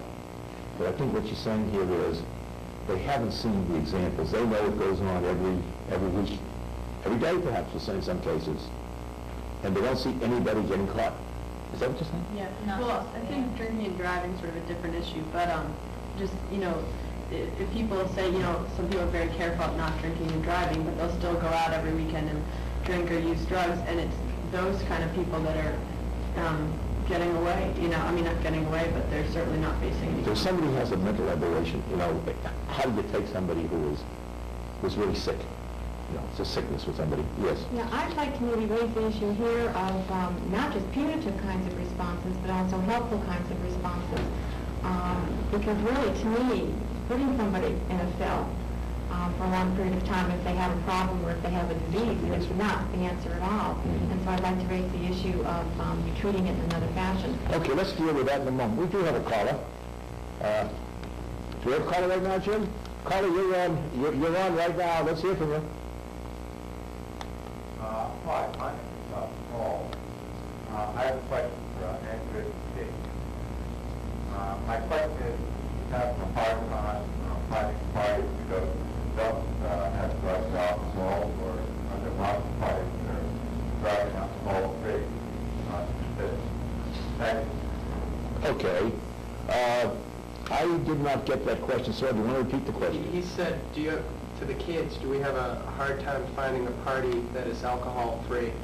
And it's not the fact that we have a hard time, it's that most of the time, kids don't want a party that's alcohol-free. And the thing is, a lot of people have misconceptions about what goes on at these parties. They say, oh, kids are doing drugs everywhere in the parties. Usually they're, kids at least in my school have a strange way of looking at drugs and alcohol. The way they look at it is that alcohol is legal, drugs are illegal. So the alcohol may be in the middle of the living room, the way people think. People are snorting cocaine off the tables. There may be a keg of beer in the middle of the living room, but the marijuana's in the bathrooms or outside. And it's sort of a double standard, because we should be looking at alcohol and drugs as the same thing. Whereas instead, kids think, oh, well, marijuana, that's bad stuff. You do that outside. So you may start off alcohol. You're talking, how old are these young people you're talking about? What age? Well, they're all high school kids. How old are you? I'm 17. So who would be coming to your party? Just kids who are 17 and older, or? Seniors, juniors, 16. So you might find some 15-year-olds? You may even have some freshmen. Usually not, because their parents aren't as willing to let them out. And sometimes upperclassmen don't really like them there. But there are at times kids 14 years old. Now I remember in junior high school kids were drinking. And that was... Do the parents have a role to play here? I think the parents have the most important role to play. I think the biggest problem in Newton is between the parents and their children. There's the majority of the kids I know aren't honest with their parents, and the parents aren't honest with themselves. The parents often put the kids in the position where they have to lie if they want to go out and be with their friends. The parents will say something like, I don't want you to go to a party if there aren't any parents there, or if there's drinking. And even if the kid's not drinking, then that puts them in a position where they have to lie to the parents and say, I'm going to the movie. And so it turns out that the kid's at this party, drinking or not drinking, and the parents have no idea where the person is. I think the most important step that kids and parents could take is be honest with them. Tell them what you're doing, because I think that's more important, that they know what you're doing. Even if they don't like it, then they can help work to stop it. But if they have no idea, I mean, I think the majority of the parents have no idea that there's a lot of marijuana out there, that there's a lot of fear. How do you communicate? We got 9,000 kids in the school system. We have the growing phenomena in America of two parents working, single-parent families. You have to communicate, I think. How would you communicate? Just by talking to How do you them. communicate with your parents, Richard? I just talk to them. I don't lie to them. I tell them exactly what's going on. The only way that they can help me, or But will you be going out? How old are you? 17. Would you be going out to some of these parties where there might be the presence of alcohol? Yes. If your parents knew that, would they say no way? It all depends. Like, drinking and driving is a big issue. So, I wouldn't take my car if I was, if someone was going to be drinking. Do you have a designated driver in that case? Yeah, there's usually one, a lot. Is that pretty much the rule today that you're all... That's the norm. If we've heard one thing in this period of time, the concept of a designated driver, that if you know you're going to be involved in this kind of peer activity, at least you have the fallback position of designating somebody. I agree with that, but there's another side to that too, because I think in some of the friendship circles, one person assumes frequently the role of designated driver, and maybe over and over and over again, which really sort of says to the other kids in that social circle, okay, I'm taken care of, I've got a way home, I can drink all I want here and really party. If that's the price, then, if that's what it's got to take, then that's what it has to take. But I think it's called enabling, Rob, in the sense that you're giving permission to other kids and other friends around you to drink as much as they want, because you will take care of them and shepherd them home. Yeah, but you do it because you know you have a safety. So you would probably, If that were your only alternative. But you have in mind before you go to the party that you're going to drink, or else you wouldn't have had... Yeah, but when you walk out of the house, you say, I'm going to a party and there's going to be alcohol there. You say, Mom and Dad, I'm going to party, there's going to be alcohol there tonight, but I may take a couple of drinks, but I'm not going to drive. Somebody else is going to drive. Might you say that before you go out? Maybe. Is that the kind of relationship you have with your parents? My parents wouldn't. They probably wouldn't let me out of the house if I was going to say that. But So you have the error of omission. I'm not sure that really solves the problem. No, it doesn't, but it's interesting to find out how we communicate. It's very tough on the so-called DD, the designated driver. I spoke with a student this morning who has been the designated driver over and over and over and over and over again, and she's sick She to likes to death. drive, then, doesn't she? She's sick to death of it. She says there are parents in this town who think she's a saint, but she's tired of being a saint. She's tired of being a saint. Being used. I think the kids have to realize, too, that designated driver really doesn't apply to high school kids, because, as Kathy said, you're enabling kids to drink, and if you're operating a motor vehicle and someone's in the car, sitting in the back seat, and they're underage, and if they have alcohol with them, you're actually transporting alcohol, and that's an arrestable offense also. Yeah. So I'd rather transport alcohol than see some of my friends get killed. And if it takes breaking the law like transporting alcohol to keep some of my friends alive, Is that a choice? or enabling them. Is that a choice, Rob? Is that the choice here? Well, it's a lot easier and it's a lot easier for someone to say to a friend, "You're not drinking tonight." I mean, it's a lot easier for someone to say to a But friend, think about- "I'll drive you," than "You're not Robbie, think drinking." of what you just said. If at your age somebody said, you go over and pick up the beer and bring it to my house, what kind of risk is he in? he's transporting alcohol. It's a minor transport. And what does that mean? He's by himself, he doesn't even drink, but he's doing somebody a favor. He's not doing them a favor, I don't think. No, but he thinks he's doing somebody a favor. What would be the consequence of it? Sure. He could be arrested. He'd have to go to court and go through the whole criminal justice system. His vehicle will be towed at the time. Yeah, and if he's convicted, the registry now has a provision where you can lose But he your doesn't have a registry. drink. He hasn't touched, he doesn't drink, he hates it, he's a designated driver. Try explaining that to the registry once they've suspended your license for a year. Once that's done, you're in trouble. Did you know that? You didn't know, somebody didn't know. You said he could be arrested? Well, he should be because he's under 21. No,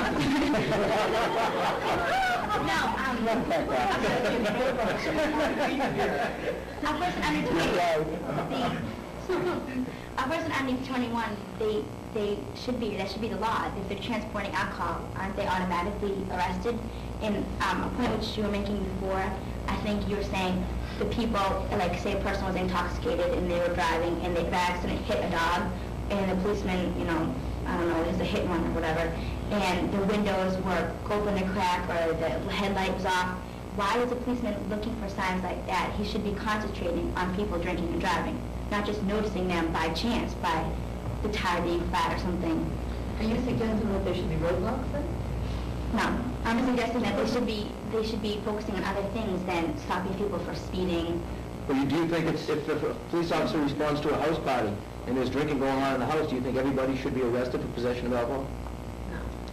Yeah, because It doesn't happen, but people can be at a party and not be in possession. You could just show up at a party and get there and, you know, there's a keg But and the people law, drinking. the law states that if you're a minor in possession, that's a violation of the law. It doesn't say that you have to be intoxicated. But does that mean that if I'm in the same house? I mean, I'm in the same house with my parents and they drink. Am I No, in if possession? you're in possession, if you're in possession. But I don't understand the difference between being in the house while my parents are drinking The and laws my are different. friends. If you're drinking if your parents allow you to drink wine or consume beer, that's legal. But we're talking about house parties where parents are physically absent and the police respond because of the loud music or, you know, general rowdiness, and the police respond and there's a bunch of high school students and there is alcohol present.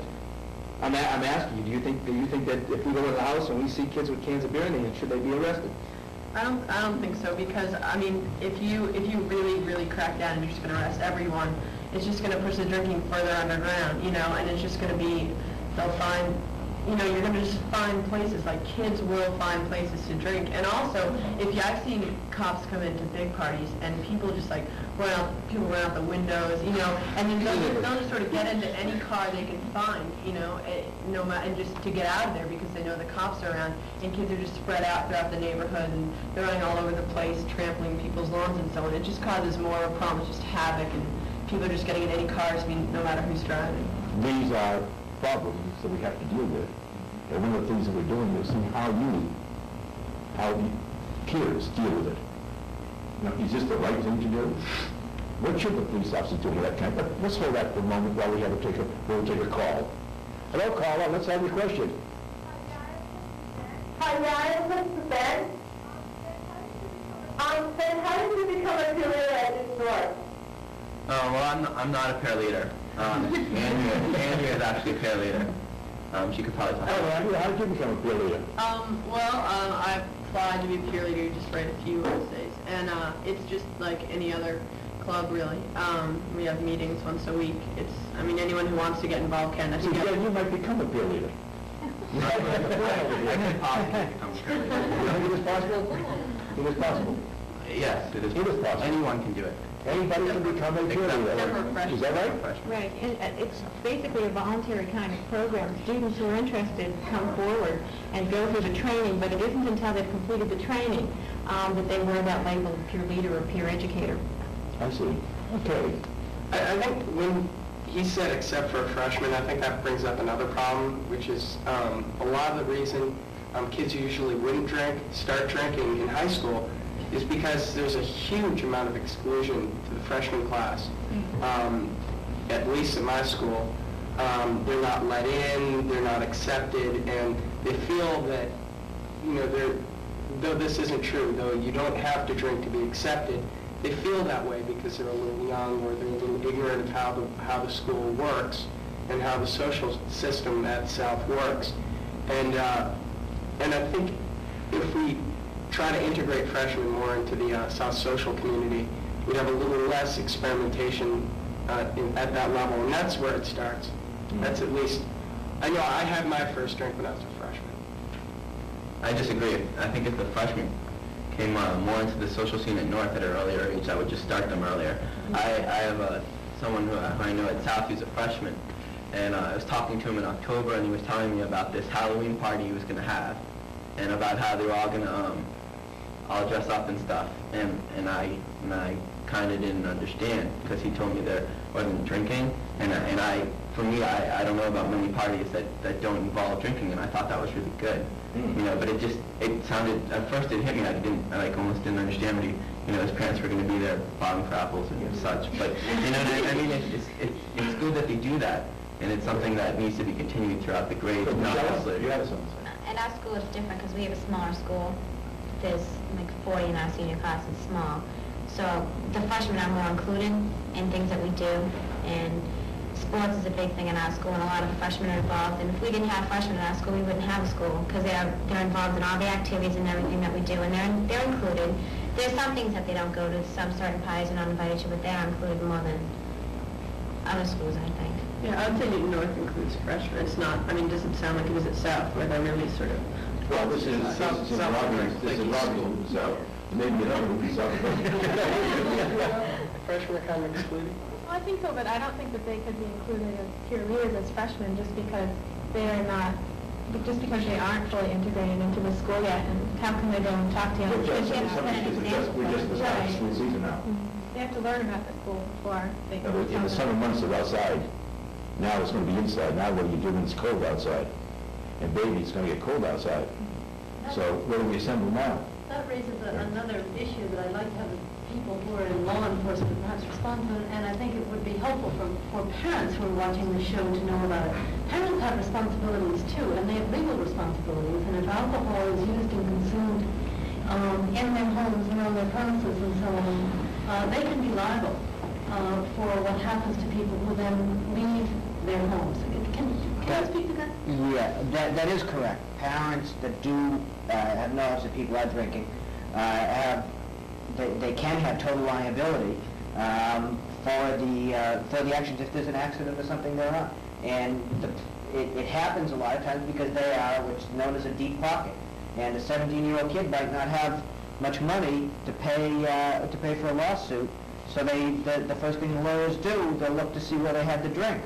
And by having a party, you can put your parents' house in jeopardy. You could, in more ways than you can actually realize. More than just kids breaking in. You could, if somebody gets in an accident, there is a good possibility that your parents could be liable. How about parents who don't have knowledge of the party going on? You use the term parents who have knowledge. How about parents who are unaware of the fact that the party is happening? Once the process is started, chances that, it's tough to speculate. But once the process gets started, it's hard to, you have a responsibility of knowledge, just like you have a responsibility to know whether, you have a defect in your house or something like that. Parents do have responsibility under the law. In each case, obviously, is different. But you certainly do place your parents in jeopardy. When they would go to a particular age, like age 18, would they? Is that what you're talking about? Or? Yeah, there are specific laws that enable people to go after parents up to an age, and I believe there's 18 years of age. Yeah, we're getting into some very interesting territory here. But around many of the high school students here are over 17. I'm 18. You're 18? Yeah. At what age can you buy liquor? 21.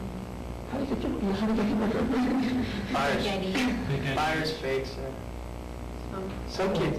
Siblings? Older siblings, yeah. older siblings. Older sisters and brothers? Sure. Fake IDs.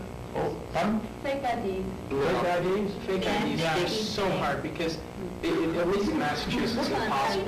No, not in because it's so hard. A lot of people get out of state ID so they can go into a liquor store. Get a college ID. Yeah. A lot of some there. What do you risk?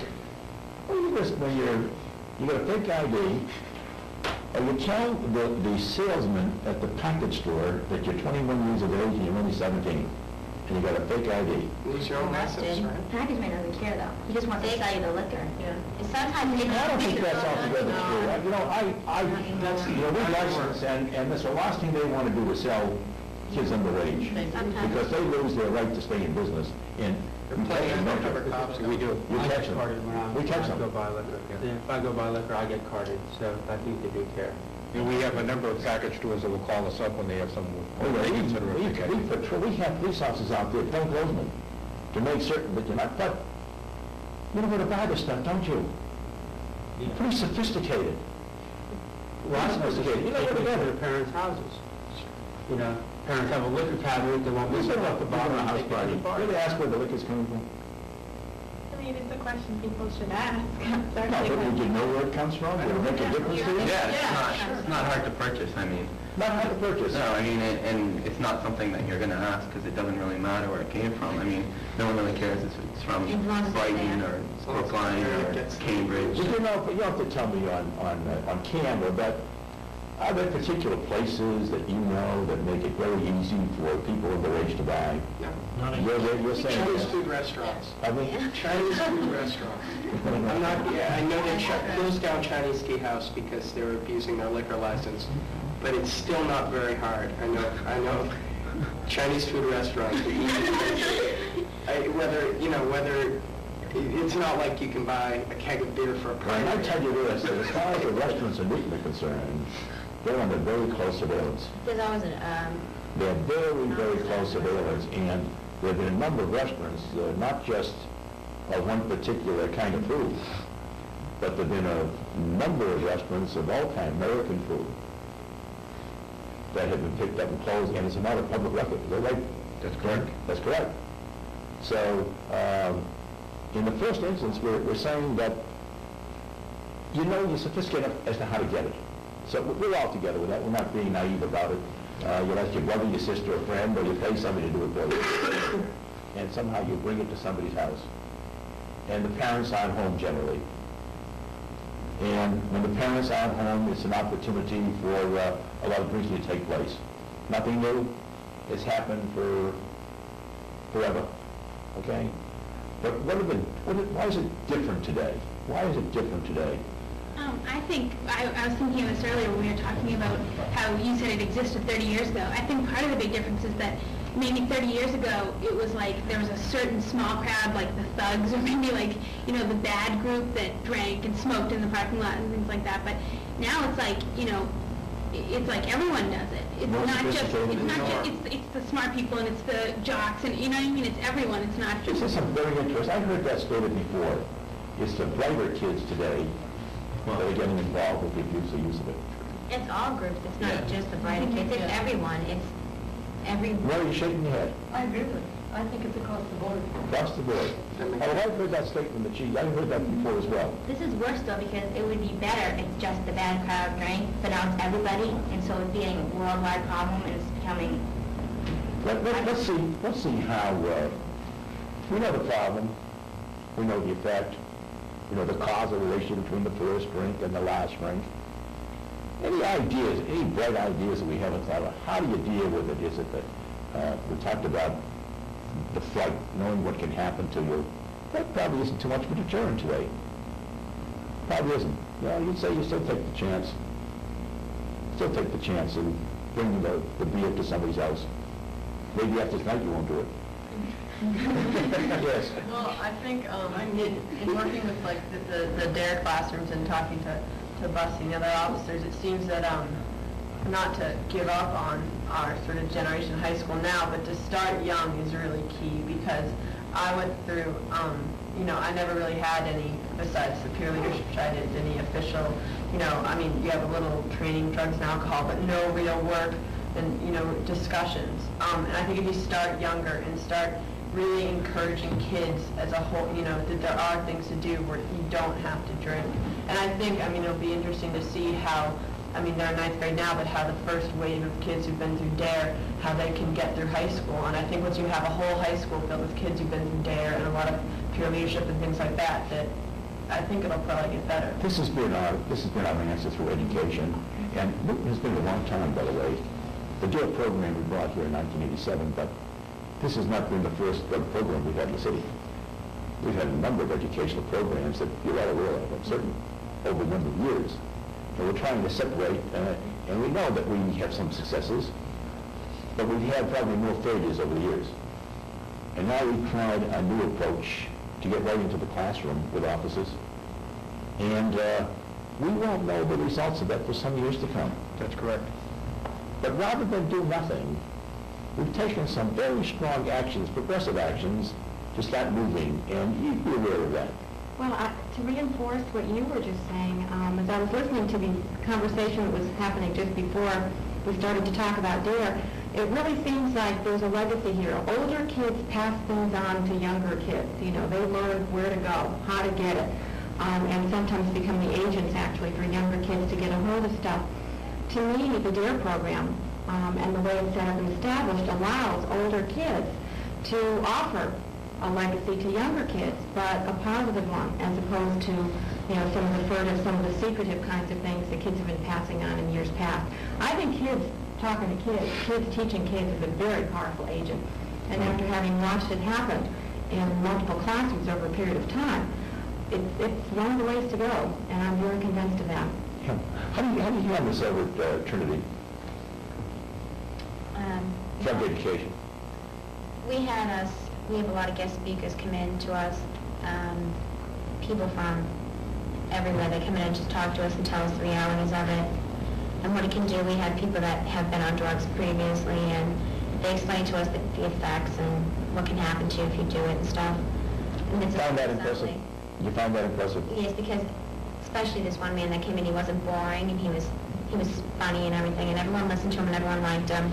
And we had, when I was at St. Patrick's before our schools merged, Officer Munger from Watertown came in and talked to us, and he scared a lot of people.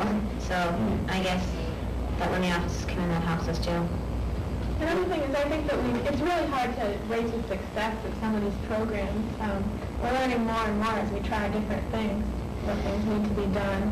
I think with things like the peer education program, we're learning what stereotypes younger kids have, and we can stress, because it's kids talking to kids, we can stress choice. How about parents talking to parents and kids talking to parents? Now, what can we do there? It seems that what I heard from all of you was the parents really don't have their oars. They always say the same thing: don't drink and drive. You know. What do you want them to say? Well, they're not going to encourage you to drink, but it's reality. You know, kids do drink. I know. Parents understand it, but they always say, don't drink and drive, don't drink.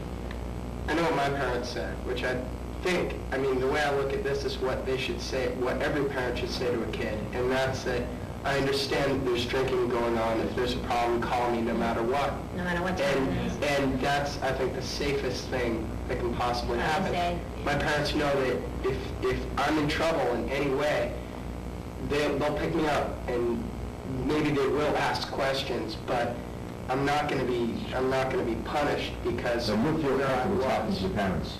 Yeah. So it's a comfort level when you're talking about knowing you have somebody to talk to. But for the kids who don't have this indifference on the part of the parents, we have a backup system, don't we?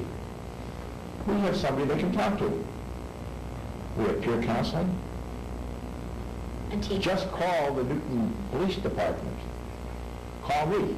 Well, I think that's an easy thing to say, but I mean, I don't think you're being realistic. I mean, I think that's a great idea. We could call the police if we have problems with drugs. We have multi-service. But the kids aren't going to do that. A lot of the kids that have Do it. they call multi-service? I don't think so. I think a lot of kids. I mean, there's a lot of kids out there that convince themselves and rationalize. Where might they call then? They're going to call their friends to hook up with some beer or some drugs and go out. They're not going to be calling people for help because they don't feel that they have a problem. That's what do you think? It's true. What do you think? A lot of kids do call. Unfortunately, probably not enough, but there are some kids. No, I'm sure there's some, but I'm talking percentage-wise. It's very small. Well, percentage-wise, the amount of kids that have a problem is smaller than the amount of kids that use, and there's a difference. You know, we have kids that use, kids that experiment, and granted, you know, we have to accept that. And then we have kids that have problems, and there's a difference there. And some of those kids, I mean, you know, through Allison and Kathy and the multi-service center and our program, you know, we are able to help, you know, a lot of kids with that. So. And they're learning that they can call these places. A lot of kids don't know these programs exist. Some kids do know. I mean, I know people who've gone to multi and they've gotten help there. And word of mouth is very powerful. And a lot of kids, when they find out that there are places that are confidential, that are free, where they can call and go and ask questions and get answers to those questions, get responses, they'll go and they'll use those resources. And I think in Newton we're very lucky because there are a lot of resources available. You know, one of the reasons we have police in the DARE program is that we want to establish a linkage between, in a positive way, between police and the youngest of our kids. And we want to strengthen that relationship as the years go by. So when I say that they become friendly with Officer Geary, Bussy Adams, and I can see the way the kids regard them. There's a lot of admiration on the part of the kids, the sixth grade kids. I bet you get a lot of calls now from kids that have problems. We have a lot of parents actually that call and look for support. But getting back to what we were talking about is, I think the responsibility lies with somebody. Parents have the responsibility to maintain and control their homes and their kids to a certain extent. The police have a responsibility, but I think one of the common denominators when the police are involved in kids and problems is usually alcohol. It's responding to house parties, responding to different locations throughout the city where there's a brawl taking place or some problems. Driving is a problem, not a large problem amongst the young kids. But the responsibility, I'd like to see is more responsibility amongst the kids.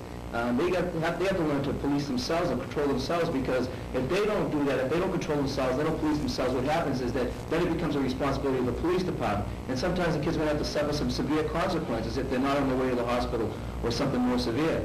So, and I think Newton has great resources. The peer leader groups do a great job, and sometimes you see the same faces, and these kids have great ideas. When they listen well, I think they have to get back to their peers and get the message to their peers that a lot of people care about you. The mayor, the chief, the police department, school administrators care about you, but yet we all want you to be safe. We know there's alcohol out there, and we're not going to resolve that problem. It's been around for years. But just try to control yourselves and try to be safe, and that's how This is your chance to tell us what you think in these last minutes of this program. Mary? I'd like to say that an enormous number of students, a surprisingly large number of students, get help through their school guidance offices.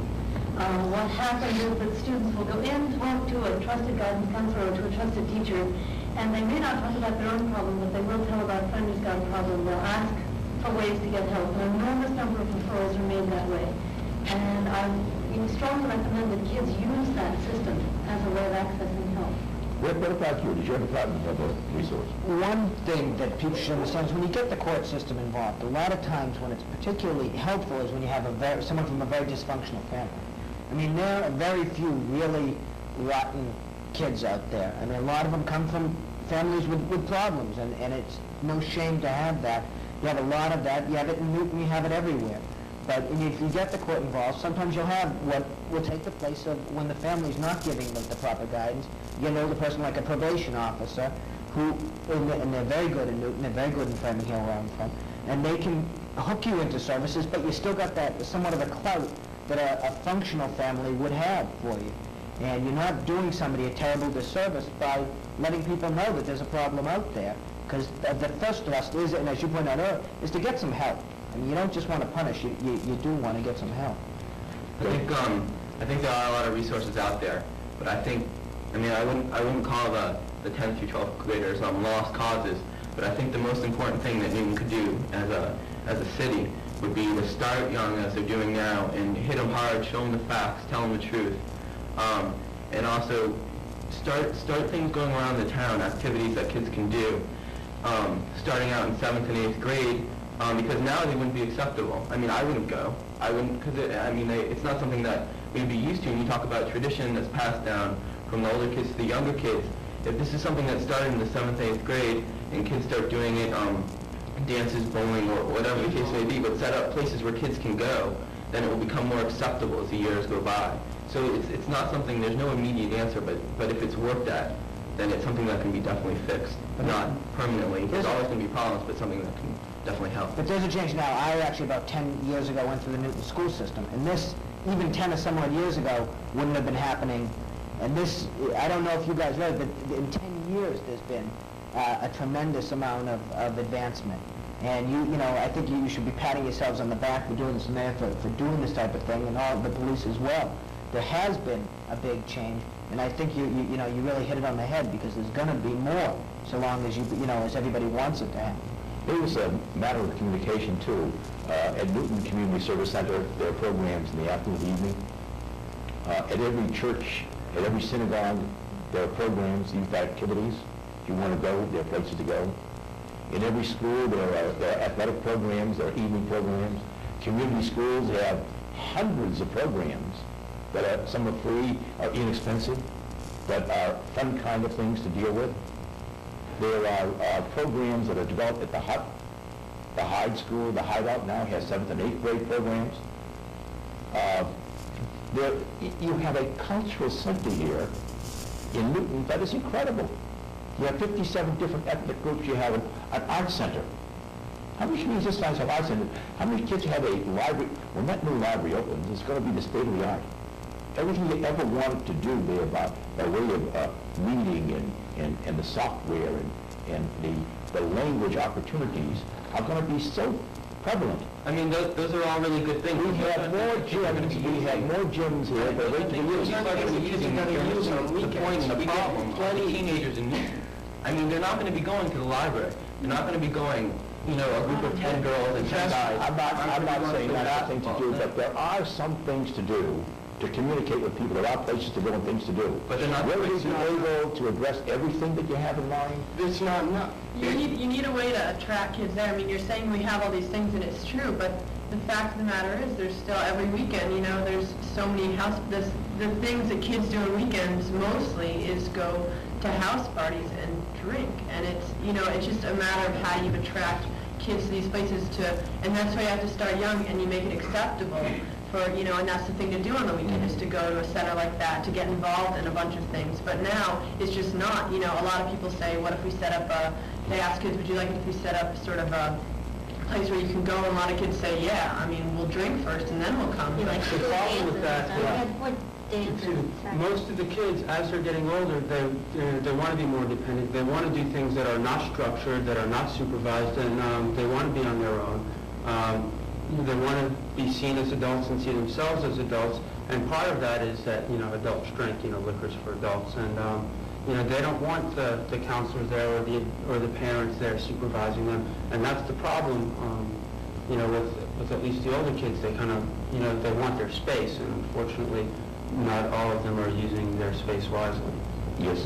You may have the church groups, the synagogue groups, the dances, but no matter what it is, there is always there will be the opportunity to drink before or after. People will fit it into their schedule. They will, you know.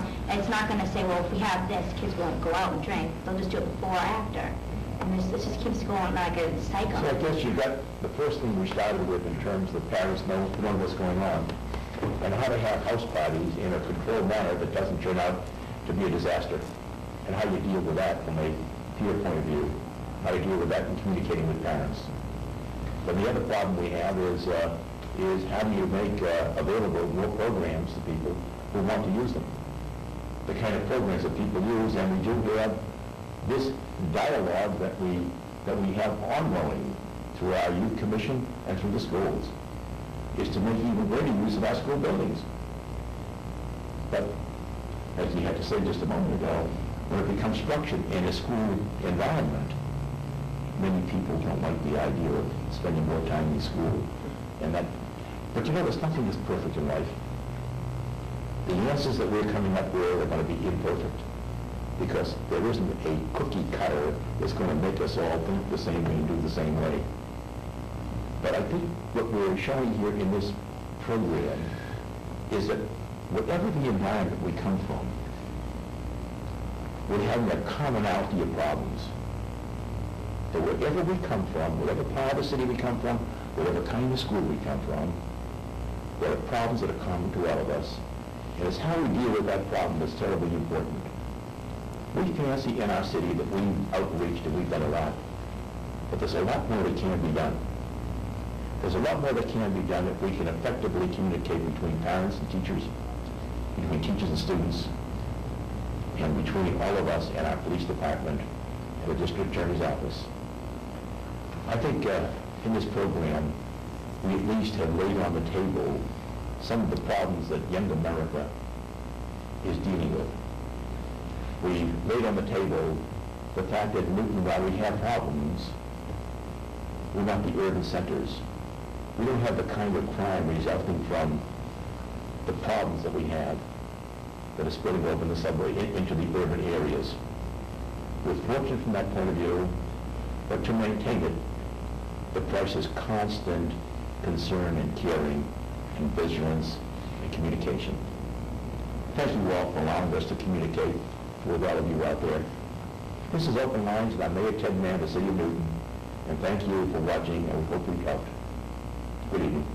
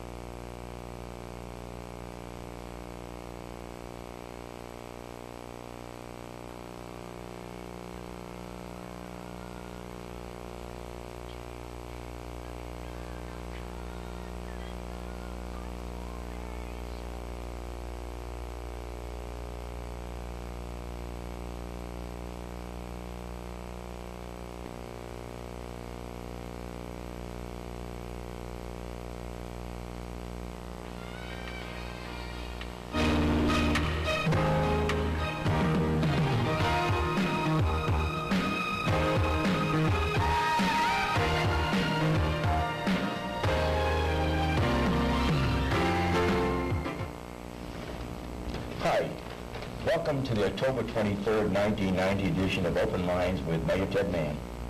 I'm Ted Mann, and our topic will be Ballot Question 3, generally known as a CLT rollback, and that's a tax rollback that will be on your ballot on November 6th. And joining me tonight is a very learned group of people who have long experience in government, activists. They want to join me to try to discuss the question, not in a debate style, but in a free, open, friendly kind of forum where we hope that you'll be able to learn from the wisdom imparted from those who are joining me. And joining me tonight to my far right is Fred Fabricant.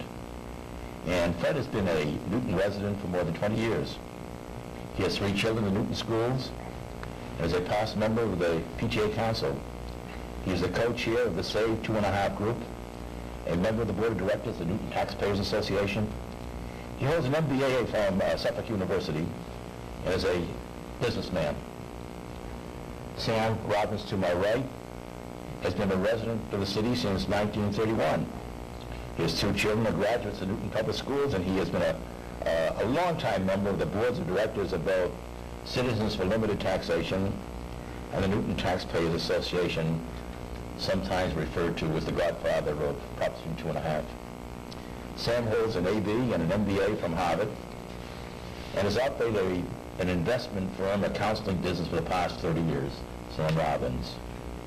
To my immediate left is Dottie Enler, and she's a graduate of the University of Colorado.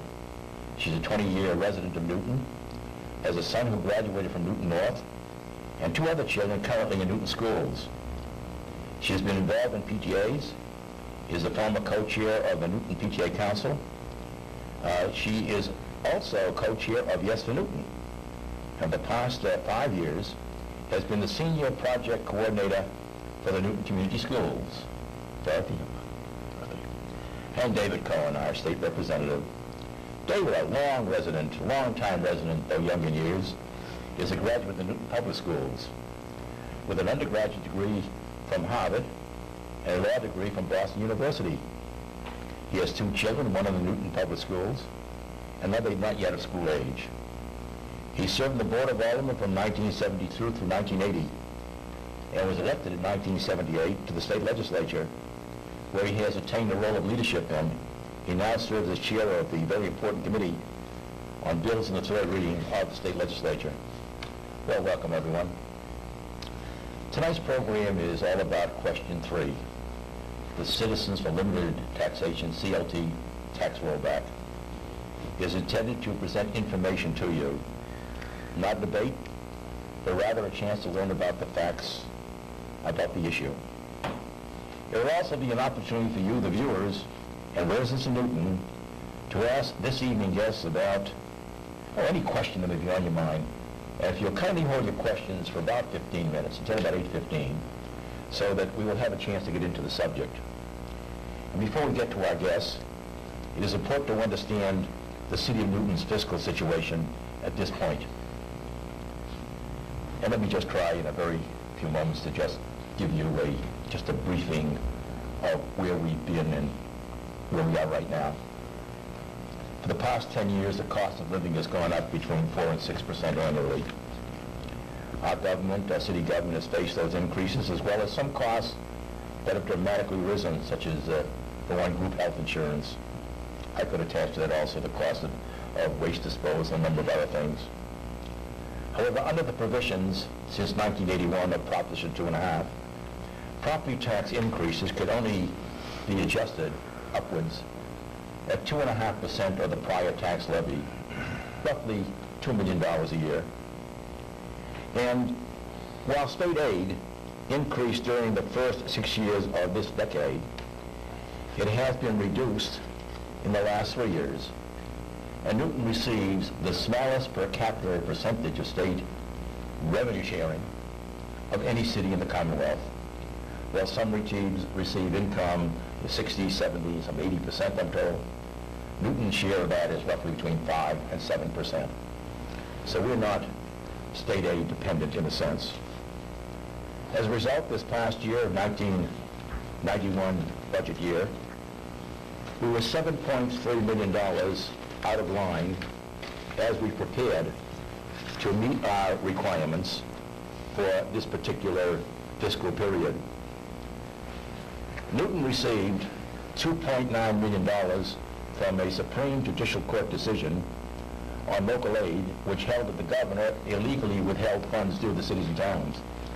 This was a suit that Newton joined Brookline in, and we won. And we still had to cut $5.2 million out of our budget. And we must bring in a balanced budget. This translated in this past year to 110 positions cut, positions eliminated, and with numerous service reductions. But we also have to look at, as far as Newton is concerned, and these are the terms that are used in municipal management, we look at surplus and free cash. Surplus, in effect, is accounts receivable. This cannot be spent since the funds have not been received.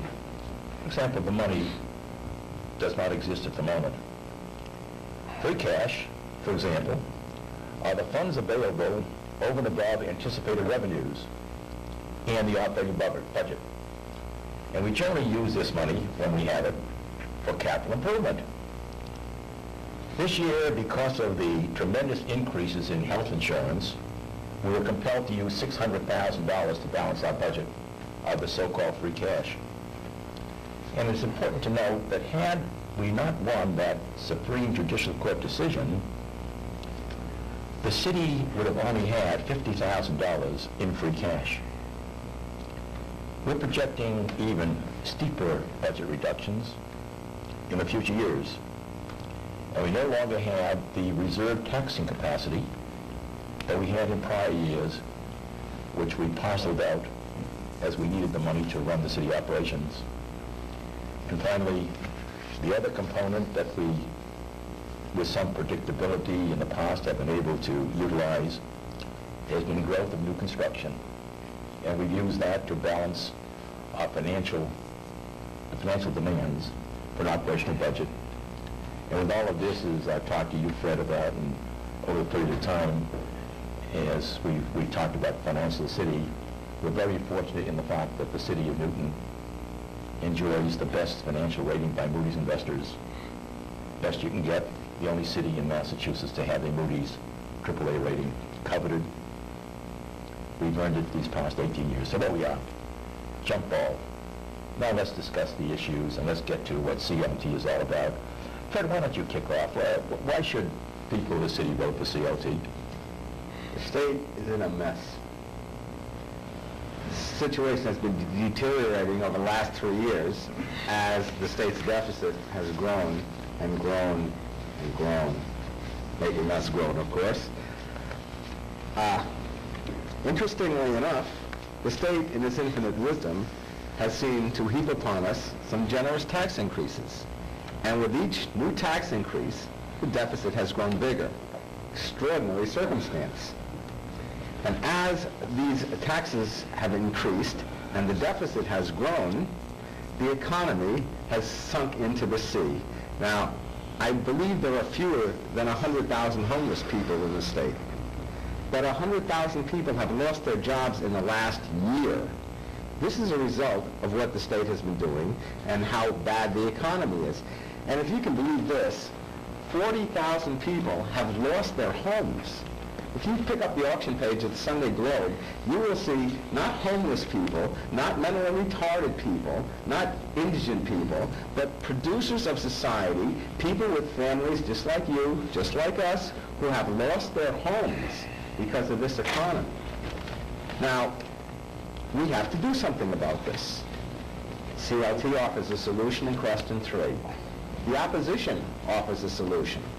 Now, what would you suppose the solution would be from a group of people who has given us 2 gigantic tax increases in the last 2 years, going roughly 25% of the budget is roughly a 25% increase in the budget in the last 2 years based on tax increases. Now, what is their solution to an economy that is being overtaxed and overburdened and is dying? And you know what their solution is? It's to raise taxes. And as sure as I'm sitting here, if you vote no on question 3, you are voting to raise taxes. January 1st, there will be a tax increase. It was voted in May. It will take effect on January 1st. Now, here's your choice to improve the finances of the state. You can vote no and vote for another tax increase, which will be our third in 2.5 years, or you can vote yes on question 3 and start the government, force the government to start making the kind of responsible cuts that they have to make. That's your choice. Force the government to be responsible or vote for higher taxes. Thank you. David, would you like to respond? Yes, I would. I want to say a couple of things. First of all, I think one of the things that you will see from the other side in this issue are broad generalizations. Broad generalizations and broad accusations about government, about the motives of people who got into government, and about what government is doing. Let me tell you this. I got into government to help people because I thought that government ought to be used as a force for constructive change. I got into government because I was concerned that there were abused children, there were families that were in trouble, that needed help, and that really there was no one else other than government to help them. 20 years ago when I got out of college, the elderly was the group that was the most impoverished in this country. I've worked very hard. I've worked very hard to try to improve the quality of life of elderly people, try to make sure that government programs were there to help them. And indeed, you've seen a change and an improvement in the quality of life of that group of people. And I care about the mentally ill. And I saw 12 years ago when I got into the state legislature, a mental health system that was not providing the kinds of services that people in this state who have the tragedy of being afflicted with mental disease ought to be able to receive. The problem is that if we pass question 3, services to children, services to the elderly, services to the mentally ill, will be cut back drastically. The cuts have already taken place. Already the state legislature has cut $1.5 billion out of budget.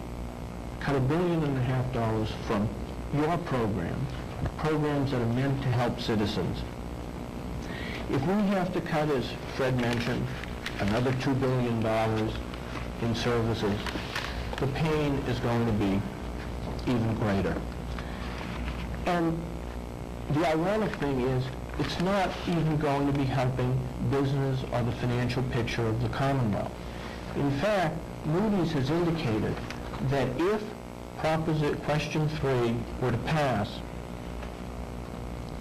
the financial bond rating of this Commonwealth would be reduced to junk bond status. That's something that is not good for business, not good for industry, not good for the Commonwealth, and something that will happen if question 3 passes. The other thing is that it is estimated that if we pass question 3, some 20,000 construction jobs will be lost. Jobs that otherwise might be used to jumpstart the economy of this Commonwealth. It seems to me that the responsible thing to do, if you care about government as a force for constructive change, if you care about the economy of this state and the continued and the growth of this state and the economic well-being of this state, to vote no on question 3. Thank you, Dave. Sam, would you like to have a word in here now? I'd like to. I'd first of all like to refer to your commentary about local aid to the city of Newton. As you know, I've always urged you to take as little local aid as you could. I'm glad that Newton gets so little local aid. I'm not complaining about that. As far as I'm concerned, the city of Newton should take care of its own citizens by itself. Local aid is nothing but a form of the redistribution of wealth, which is something that I don't happen to agree with. I don't want the city of Newton to be on the dole. That's what we should all city. That would mean all cities, or just Newton in particular, Sam? I don't know. I haven't thought that one through. I would say those that can't make it on their own need some help. But I think the city of Newton can probably make it on its own, and if we lose the 5 or 6 or 7% of our budget from local aid, which I don't think we're going to anyway, it won't make me cry. It will make the city of Newton more self-reliant, more independent, and stronger. And that's the way it should be. In my opinion, we should not be discussing taxes. We should not be discussing bonding. We should be discussing spending.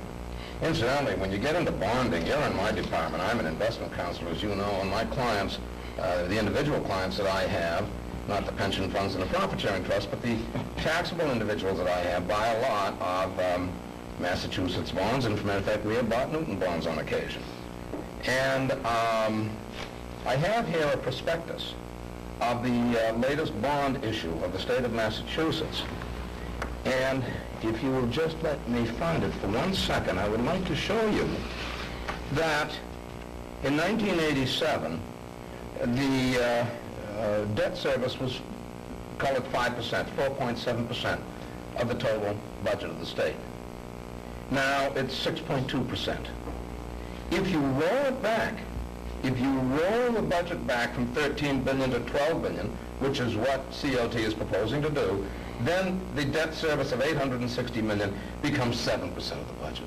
Big deal. With 7% of the budget, that means that the debt service is covered 14 times. No way, I'm not worried. I love these junk bonds. I've been buying them all the time, and as long as the interest rates are high, I'm interested. Hold it up so we can see. Sam, Go ahead, Dorothy. I would like to yield to Dorothy. Dorothy yields. No. David, go ahead. I just wanted to say, we were, 2 seconds. We'll give you 2 seconds. No, before this program started, we were talking about mathematics, and it always is amazing to me that we can talk about Proposition 2.5 that puts a cap on how much can be raised in terms of revenues into the city. But in terms of expenditures in the city, we're talking about 25 to 35% increases in health insurance. We're talking about 6% in terms of wage increases. We're talking 10% in terms of transportation rate increases. We're talking 50% in terms of water and sewer increases. And it is very difficult for me to comprehend how if there's a ceiling on the amount of revenues that can be raised and really no ceiling on the expenditures, essentially what you are asking cities to do is do away totally with services. And certainly that's what the mayor has dealt with last year. That's what the school department has dealt with last year. I really don't understand, Sam, how when all the indications are that costs are going up, and you are putting a cap on the amount of revenues that can be raised, it's easy to see that at a very quick point there's a real crunch. When you run a government that is well run and is efficient, over the last 10 years there's been a decrease of over 500 positions in the city of Newton, 280 I think on the city side and about that many on the school side. There have been many measures taken. How many on the school side? 240. I have the numbers. I'll look them up. But over the well, there are a lot of reasons for it, but that doesn't mean that the steps had to be taken. There was declining. We're in a period now of increasing enrollment, though, That's huge. and enrollments have been increasing the last Yes, they have. year. The reduction in force has been due to declining enrollment. But clearly The reduction in force has not been due to declining enrollment. The reduction in force, I can tell you because my daughter is in the elementary school, and the teacher-child ratios are up. Just a minute. Let me answer one of your questions before I go on to You didn't answer give the other me a one. chance to answer her, David. Well, let me, I promise I'll get in, I will let you finish my thought. You can get back in here. Meanwhile, if there are callers out there, they can call 527-6040. There are special reading teachers that are no longer in her school, not as a result of declining enrollment, but as a result of the very difficult and painful and costly decisions that we have had to make. And in terms of the bonds, I just wanted to point out, Sam, you prove our point in what you say. The fact of the matter is, yes, Massachusetts is an excellent investment, but by our inability to raise taxes and by the fact that question 3 is around, it is quite possible that our bonds are going to be reduced to junk bond status, which you say is an excellent investment, and it is an excellent investment. Why is it an excellent investment? Because it means that the citizens of Massachusetts are going to be paying your clients that extra interest that comes with the lower status. You made the point that our debt service has gone up from 4.7 to 6.2%. It has been as a result of the fact that our bond rating has gone down. The reason our bond rating went down was because we were unable to raise taxes. Well, wait a minute. In the state of New York, they raised taxes by $1 billion, but I just did. An answer from Mo. That's absurd. The bond rating didn't go down because of interest rates. The bond rating went, the percentage of that went because we spent so much money. It had nothing to do with interest rates. Now it has to do with The budget's doubled in the last 7 years. How can you, it's an absurd statement. No, I'm afraid you're not understanding the figures. You'll have to explain how interest is... David, first of all, indebtedness go up. David, It's very simple. The fact of the matter is, we're paying higher interest rates on the bond. What do you think happens when the bond rating goes down?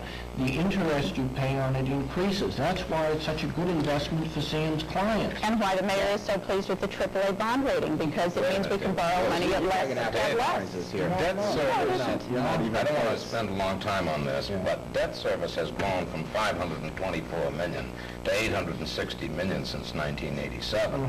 So the one reason that the quality of the bonds is lower is the astronomical growth in debt.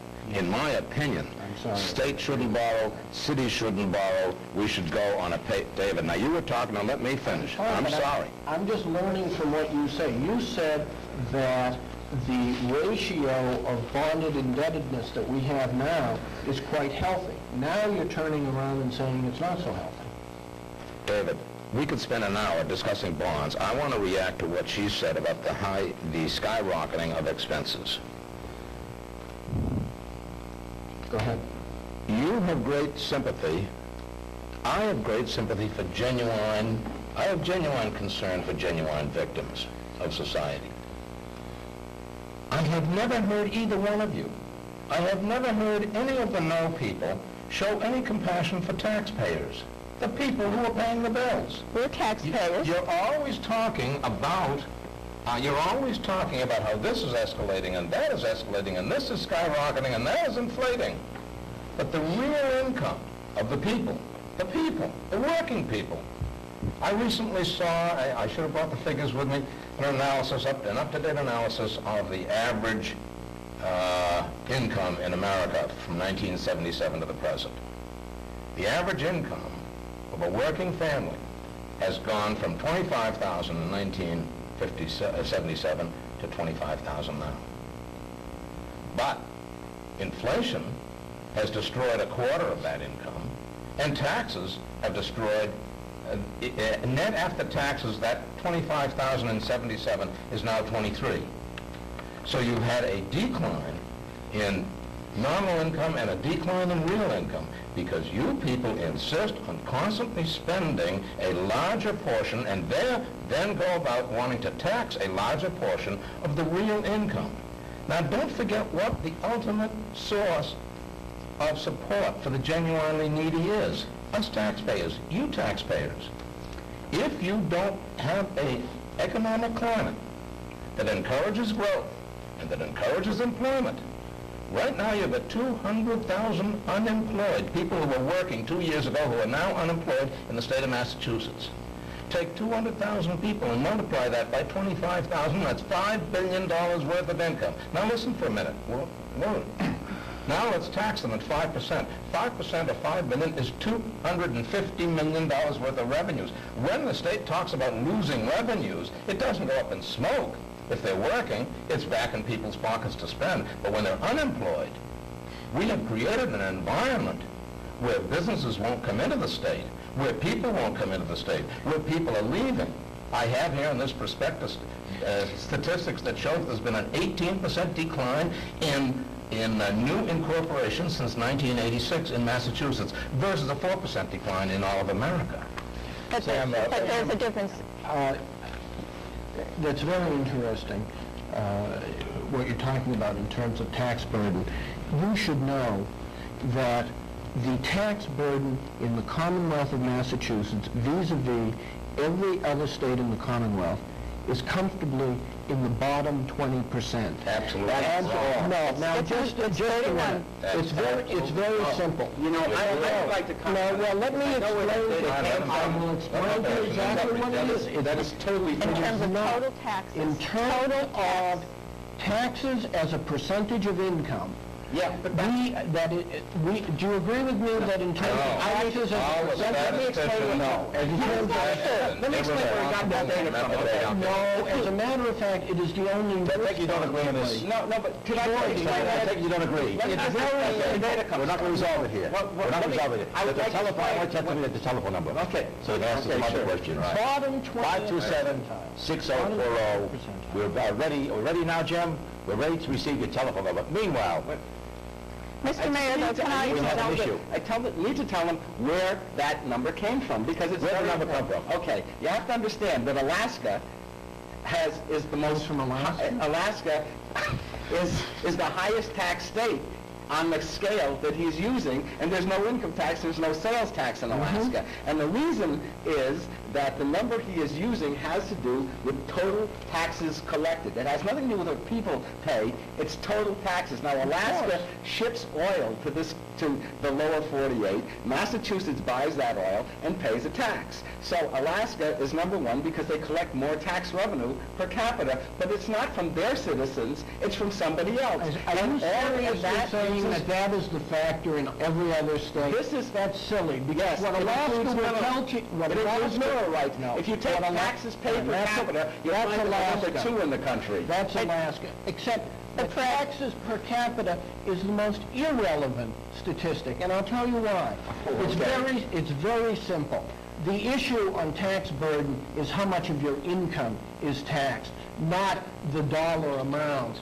In other words, if everyone is taxed $1,000, everyone is taxed $1,000. If your income is $100,000, that's not very much. If your income is $1,000, it is a debilitating tax.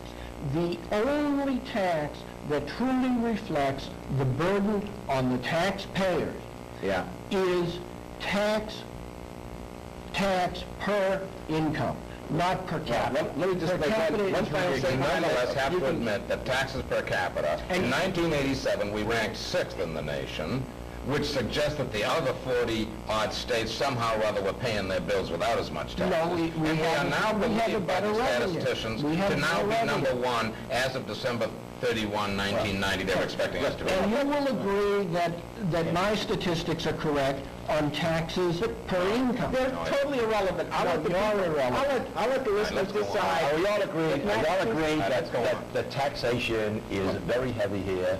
It's heavier than Alaska, which has no sales tax and no property tax. We can all agree that people would like to have a discount in taxes, and now you're going to have to relate that discount in taxes against services. Isn't what this is all about?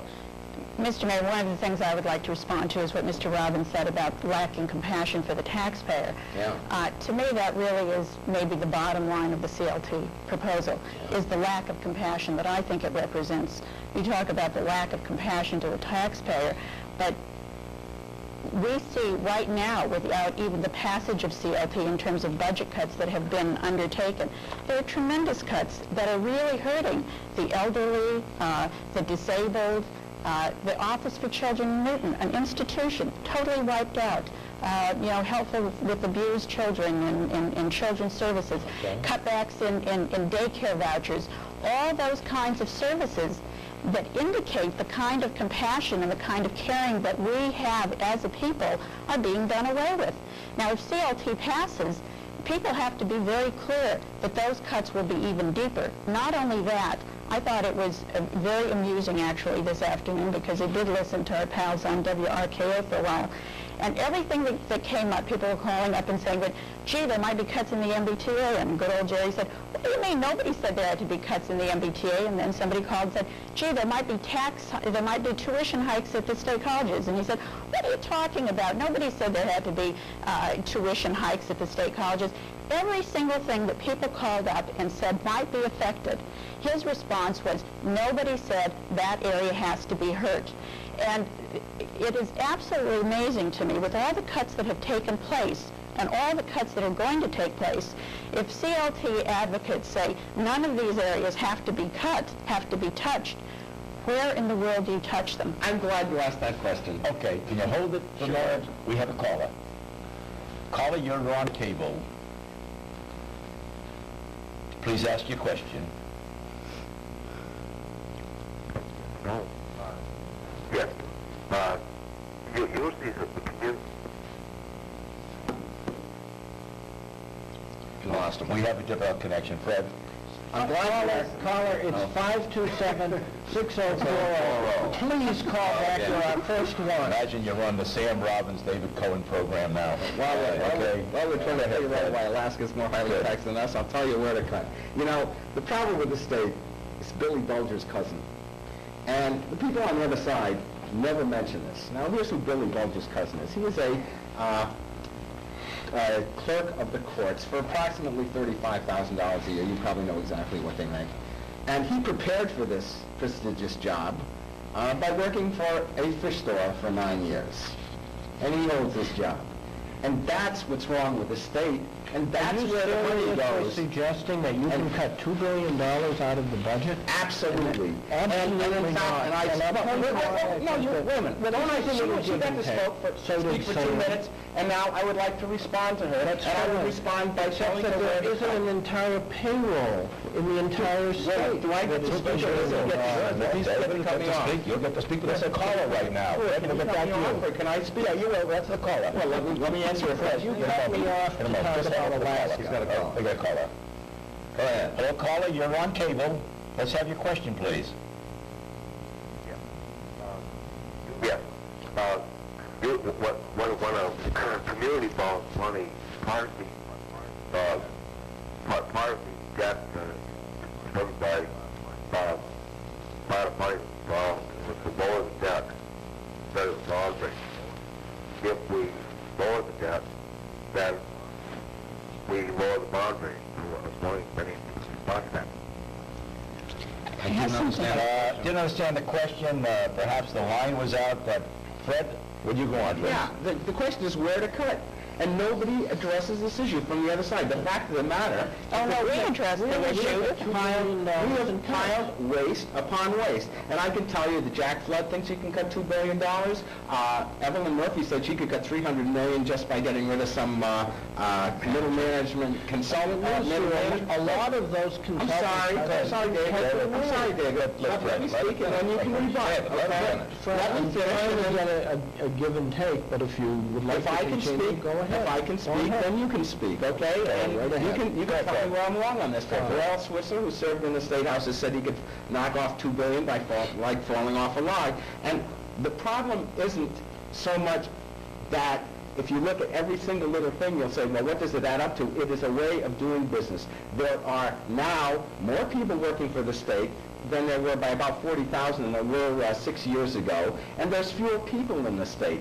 There are no-show jobs. There are consultants who do nothing. There are piles and piles of bureaucrats, and I never hear anybody on the other side say, let's at least take a shot at getting rid of some of these people. Now, here's how the state does business. They're building a $40 million museum in North Adams that nobody can even get to.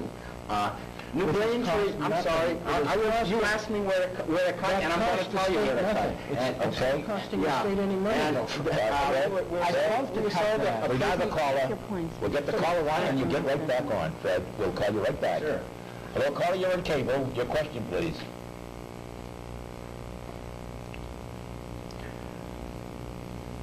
If it's posed towards me, Mayor Mann, my concern about CLT is that I hope that in its administration that it directs its attention to cutting the cost of the middle management and top management executives that were added by the governor and by the legislature during the past year and a half. The allegation being that these increased costs were largely due to the national campaign that the governor was conducting, plus the support that he had got from the various legislative leaders who were taking pride in the Massachusetts boy running for president.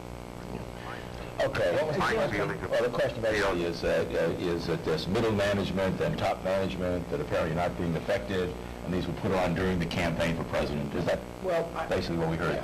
I would say comment on that? I would say this. And then Fred, you caller, and also some of the things that Fred has said, you have succeeded in making every broad accusation, every generalization that is filled with half-truths and pure mistakes that you can imagine. The fact of the matter is that the personnel budget of this Commonwealth is about 14% of the entire budget. That's it. That's it. Most of our programs are purchase of services. They are local aid, which, although Sam thinks we can do without the $2.6 billion in local aid, and which, quite frankly, if we did without that, we would have a balanced budget, but which I think is terribly important. The fact of the matter is that approximately $2.5 billion, our other single largest expenditure, goes for Medicaid. It's nice to be able to talk about those abuses, the Billy Bulger's cousins and uncles and daughters and sons, and I agree with you that those are abuses. The problem is that question 3 will do nothing to get at those. Nothing. There is nothing in question 3 that guarantees that there will be the restructuring that you seem to be alluding to. In fact, if you think about it, question 3 gives the power to the legislature to do that restructuring. The same legislature that the same legislature that you're castigating. We can answer those. Why don't you respond? You respond. Could I respond? And then we have a caller. But at least let me finish the half-truths.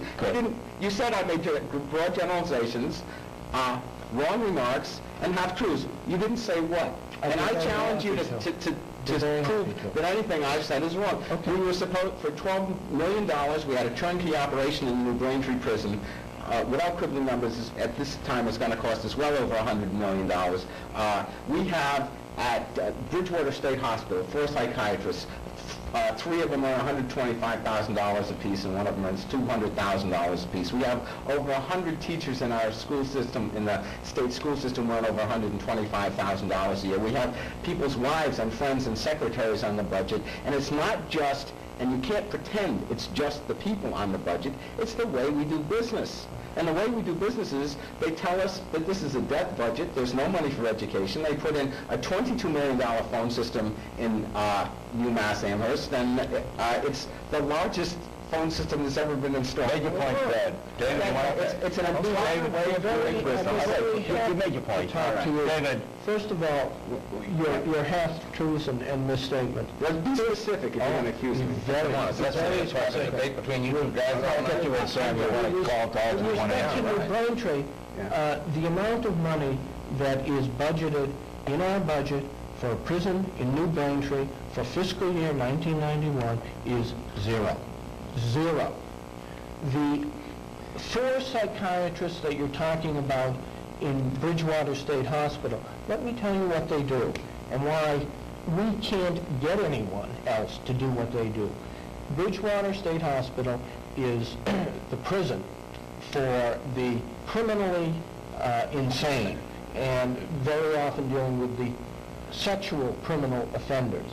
These people go in the same room with them. These psychiatrists go in the same room with them and counsel them and diagnose them. You couldn't pay me enough money to do that. With respect to the 100 teachers in our public education system who are receiving in excess of $100,000 a year, the fact of the matter is that many of them, yes, they are president. There are some who are presidents of our universities. There are some who are highly paid professors. The fact of the matter is, if you look at their salaries and compare them to what is out in the private sector, they are comparable or lower to what is out there. The fact of the matter is that we want to build and have been building throughout the 80s a first-rate university system in University of Massachusetts. And now, unfortunately, we're seeing that eroded because of the budget cuts that we have already had to go through. And in terms of wives and brother, you mentioned wives on the payroll. And I'll tell you something about that. And I do think that does show an unfortunate bias on your part. The fact of the matter is, yes, there are competent women in this state who work for the state and who have husbands who work for the state as well. I know that Howie Cobb, that noted scholar, has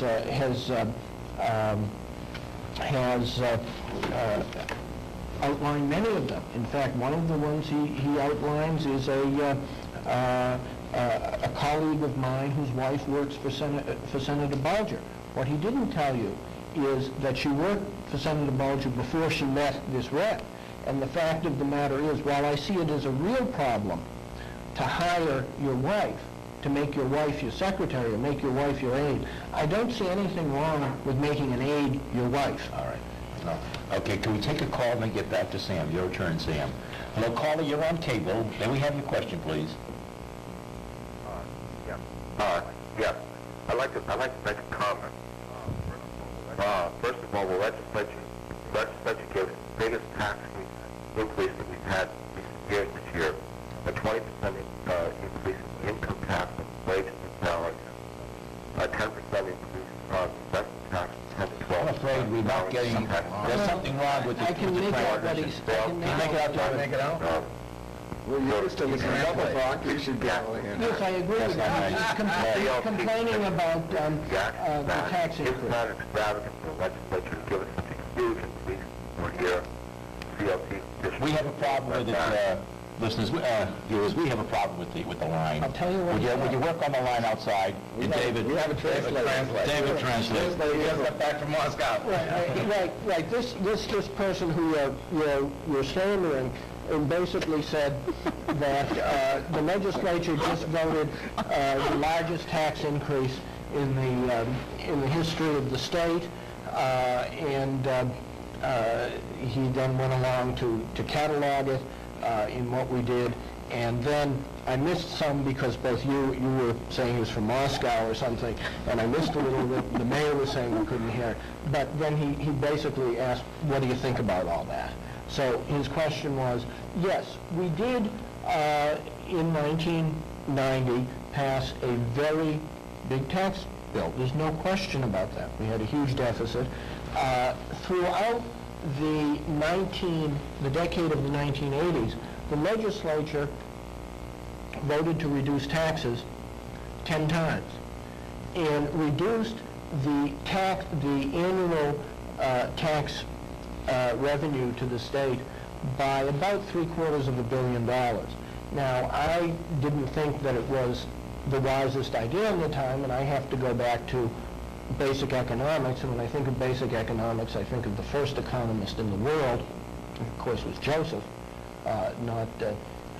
who during the 7 fat years gathered in the surplus so that in the 7 lean years we would have a surplus to fall back on. Unfortunately, we in Massachusetts didn't do that. We reduced taxes in the decade of the 80s by annually $750 million. And now, when the economic cycle has gone the other way, as it always does, we find ourselves caught short. I wish that we had kept that money in a rainy day fund so that we would not be in the terrible state that we're in today. Does the story of Joseph do something to you, Sam? What a marvelous orator this man is. I wish he were on our side. Being Jewish and remembering the story of Joseph and the coat of many colors and many other stories about Joseph, it does touch me. And I remember writing Governor Dukakis a long time ago at the early part of the 80s suggesting that we lay aside money for a rainy day. But your thinking is what is causing question 3 to be on the ballot, your kind of thinking, your kind of behavior, your kind of tax voting. I have been giving a series of debates all over representing CLT as a proponent to vote yes on question 3. And invariably, after every debate, somebody comes up to me and quietly says, I have been waiting for years to vote yes on question 3. You people in the legislature have no compassion for the taxpayer. All you keep talking about is your problems in government. The truth of the matter is, I'm sorry, David, you got to let me finish now. The truth of the matter is there are plenty of particulars. Number one, you have no willpower, because it's natural in politics. You have no willpower to cut. If you cut, you make an enemy. If you spend, you pick up a constituency. I understand that, and that's why question 3 is on the ballot, to force you people, the only time that government will start living within our means and doing and setting priorities. When you people say that all these disaster stories, all these terroristic details are getting thrown out, you're implying that nobody has a sense of priority. When the legislature sits down and addresses this problem, they're going to say what's most important and what's second and what's last. Now let me give you some examples of things that could be cut. The state of Massachusetts, all states, are allowed by the federal government to have a menu of 32 Medicaid options. There was only one state that ever reached for all 32 to spend money on them, and that was the state of Massachusetts. They recently rescinded one. They will no longer pay for Christian Science healings. We still pay for 31 Medicaid options. The average in the country is about 9, and we still are paying for more Medicaid options than anybody else, and as a result, our Medicaid bill has doubled from $1.4 billion to $2.6 billion in 4 or 5 years. You're wrong there. Well, I have the figure right here, so let's settle that one about how wrong I am. Right now, I'm not going to let you talk, David. This is not your show, it's the mayor's show. Can I Medicaid, let him finish what he's saying. You don't have a right to hog the whole thing, just because you're a legislator. Medicaid, and we haven't heard yet. Nice job, ladies and gentlemen. $1.4 billion on Medicaid, $1.4 billion on Medicaid in 1987, $2.6 billion now. And I'll That's tell you almost, no, don't tell me now, because I was holding the floor, just as you allow people in the Congress at the State House to talk without interrupting. You got to let me finish. We have give and take, Sam. We have give and take. I haven't finished my points. Finish your point, Sam. Go ahead, Sam. 24 mental health workers were fired at Medfield. That was simply an act of terrorism, because they turned around and they hired 9 managers. Correct, David? I'm not familiar with that. It was Med State Hospital. I'm not familiar with that. Yes, that is an accurate statement. Mayor Flynn, this winter, you may remember, discovered that he didn't have enough money to pay a raise that had already been agreed to in a labor contract that he had. I forget whether it was the teachers or whoever. And he went to them and he said, look, fellas, I know that these contracts are supposed to be non-negotiable, but if you read the fine print, there's an opportunity for renegotiation on both our parts. And he said, I don't have the money. Now, if you insist on the raise, then it's a, I guess it was a 10% raise, I'm going to have to fire 10% of the people. Now, you take your pick. And they thought about it for a while, and they came back and they said, we'll pass the raise, we'd rather keep our people working. Don't tell me that everything is untouchable. Everything is not untouchable. There are many layers of bureaucracies, there are many things that can be done to keep the hands-on people working and get rid of the patronage. Get rid of the whole MDC, the police system, and merge it into what? We've got 6 police systems in the state of Massachusetts. We've got a whole set of county government. I think the mayor has been railing against it for years. That is nothing but a parasite sucking a lot of money out of all of us. Privatize the MBTA. That's a $411 million subsidy every year. When Margaret Thatcher subsidized the bus and the train stations in London and everything else, they're making a profit. Mr. Robbins, you have 2 candidates who are running for governor, Mr. Weld and Dr. Silber, who are running for governor, who clearly have a message about cutting spending. And both of them seem very sincere in wanting to do that. You also have a legislature who seems to be responding and has been responding for a number of years. They have been cutting expenditures. There isn't any question about that. Of course, but I think, Fred, listen, there are a couple of things that have happened that you two never talk about. One of them is that the state, that under Reagan, lots of federal programs were done away with. And who picked them up? The state of Massachusetts. Housing programs, again, you talk about compassion. Housing programs, health programs, cultural programs, there were a lot of programs that were picked up by the state that were let go by the federal government. There were other reasons that spending increased in the state. Some of them have to do with the kinds of things you were talking about, increases in Medicaid, increases in other sorts of things, cost of living increases. There are a number of reasons why expenditures increased in the state. And take it out of the taxpayers. At what point do you stop driving the taxpayers out of the state? I don't think that you do drive the taxpayers out of the state. I think at some point people have a right to say, are they willing to pay taxes for services? Are they willing to pay taxes for something that, is there a higher good? For services, is there something, yes. For waste, no. Is there something that is better? Is anybody here advocating waste? No. Yes. Those people I got about 10 minutes to go here. We have a caller on the phone. I'd like to get to David right after this. And I'd like also to you to give some attention to the following question. Representatives Augusta Hondlow and Peter G. Torkelson, at the time the minority report was written on CLT, said, given that all petitions must be written over 1 full year before appearing on the ballot, since the writing of this petition there has been an unexpected decline in revenue, it may be necessary to postpone the implementation of this initiative. I think we ought to discuss that for a moment and see what this will do. Don't we have enough issues on the floor? Yes, but I think that's a very important issue because it deals with it. Carly, you're on cable. Your question, please. Why should the legislature give us a 20% increase in taxes when our inflation rate is a lot lower? In other words, the inflation rate is lower than taxes, and this is at 20%.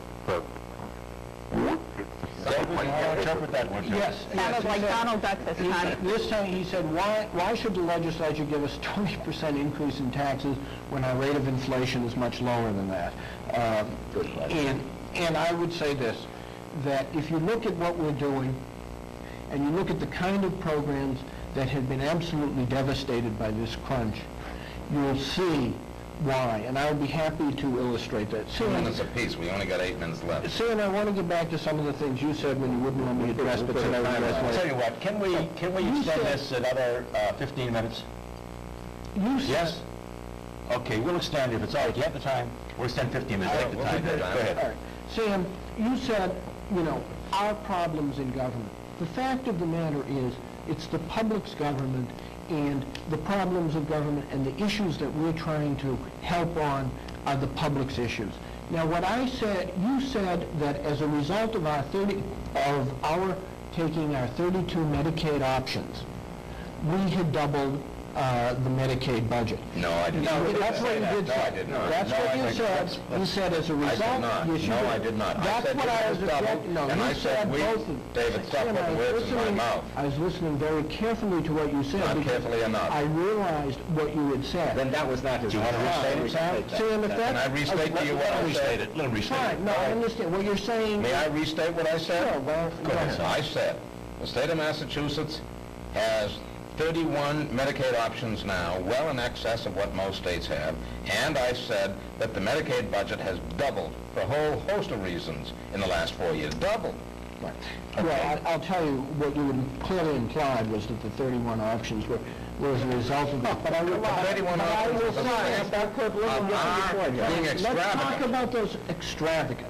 Let's talk about the extravagance Yes, let's of talk those about it. 31 options. Yes. Let me tell you about one of those options. Yeah. One of those options is to pay for mental health hospitalization and mental health benefits Right. for people under 21, Right. for children. Right. You think that is an extravagance? No. I don't. No, I don't. Well, that's one of the things that you're castigating us for spending. I said to you, I'm sorry, David, you're baiting, because I said to you that most states have 8 or 9 options. The mental health option is in practically every state. No. Well, number 30, we'll see if they're very happy. You mentioned the ones that you feel are wasteful. No, I'm sorry. I'm sorry, Sam. You were the one.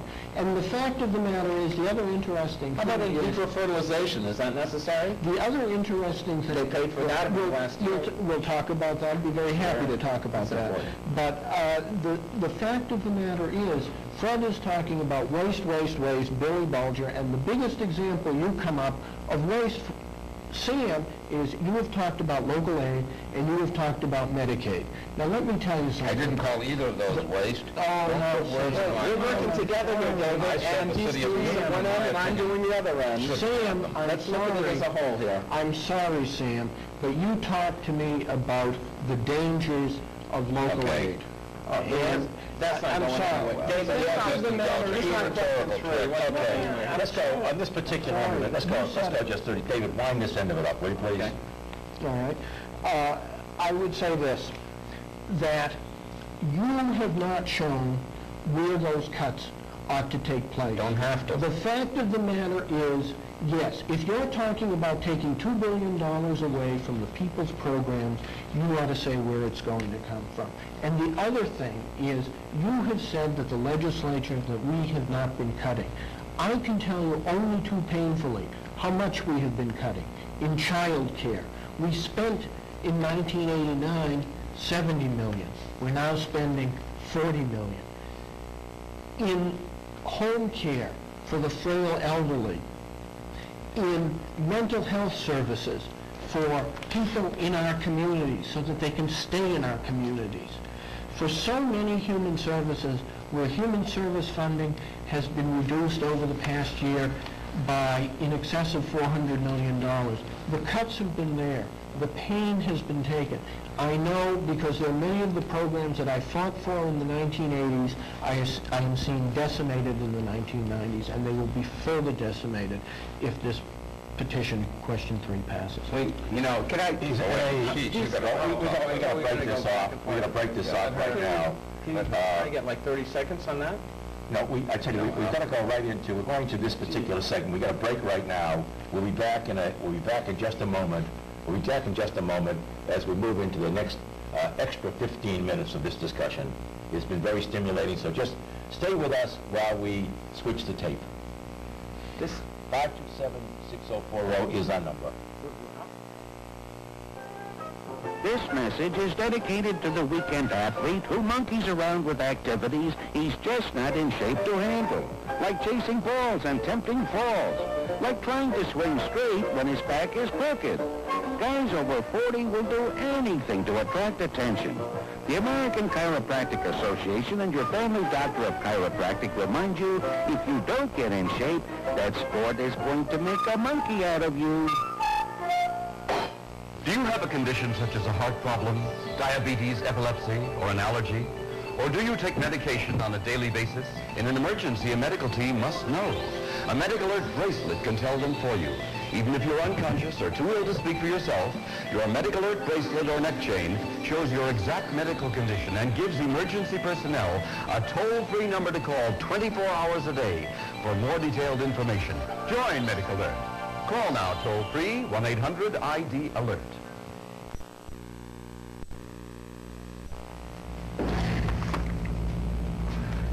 Hi, Mayor Ted Mann. We're now continuing our show, Open Lines, and Fred Fabricant. Well, I'd like to respond to Mr. Cohen misrepresenting our position. I mean, you said we haven't been specific. Now, how specific do you want to get? Get rid of the MDC. It doesn't do anything. Get rid of the Capitol Police Force, which is headed by Michael Creedon's brother for $75,000 a year in perpetuity. That means you can't be fired, folks. $75 grand a year. Frank Joyce, head of the worst convention center in the country, the Heinz Auditorium, loses $3 million a year, hired for $75 grand in perpetuity, cannot be fired. We have a welfare system, quick welfare story. Lady was on welfare in an apartment, rented for $800 a month.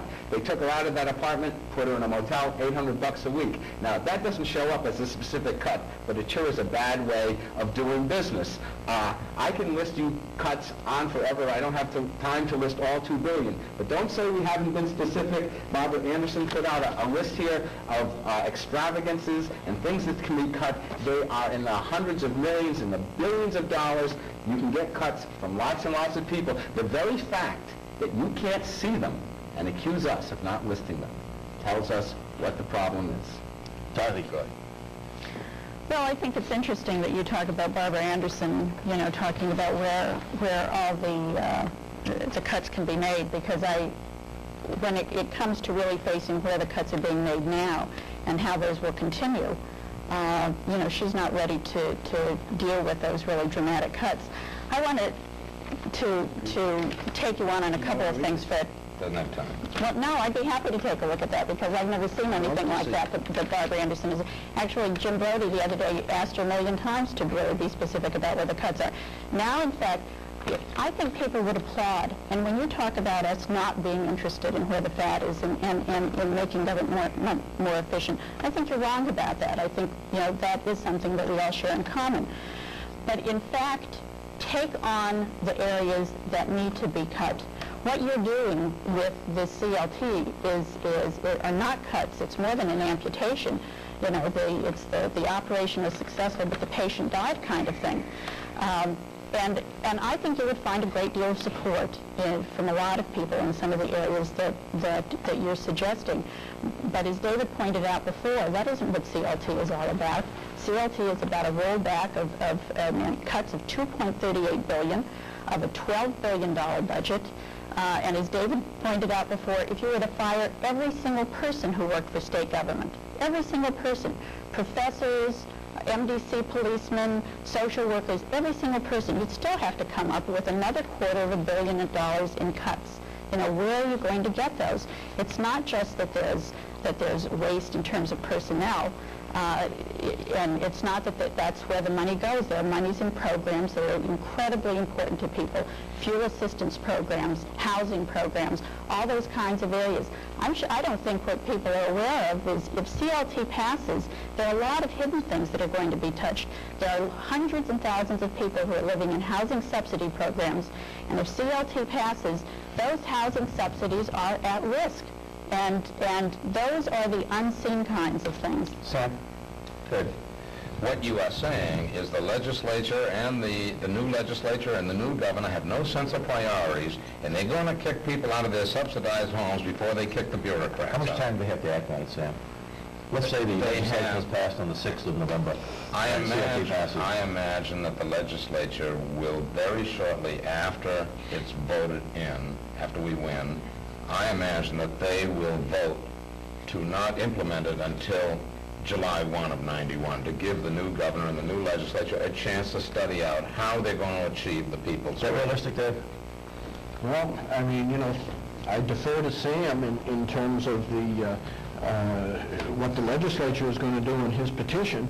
My feeling is that the legislature is probably going to be the last institution that is going to touch the petition as if it passes. To defer? Even so, David, they don't have to kick people out of their subsidized homes. You're terrorizing the public. You're trying to terrorize me by saying that's what they're going to do instead of going after the bureaucrats. Sam, I cannot believe that you really feel that people sit somewhere making these decisions and will do unconscionable things. Are you saying that people will make the kinds of cuts that they're making? They've already done it. Without question. No. Yes. Let me read to you. That's nonsense. Wait a minute. You've all spoken. Now, I started speaking. You didn't let me finish. Let me read to you what Moody's... We all started. Wait a minute. Let me read to you what... He said to me that I could respond to her. Well, here is what Moody's said. Here is what Moody's, the bond house, said about the state of Massachusetts. When they last graded our bonds. I can't remember the date. Recently? They said that the government of Massachusetts has ignored early warnings of budget problems. I can show you deficit figures in here that go all the way back to 1987 when the so-called miracle was going on. And Moody's said they approved every new program with virtually no controls and no review and no sense of priority. This was Moody's, the hard, cold, analytical thing. What we're saying is you've got to think in terms of growth-achusetts and not tax-achusetts if you want to finance all the things. Sam, one of the things you're talking about...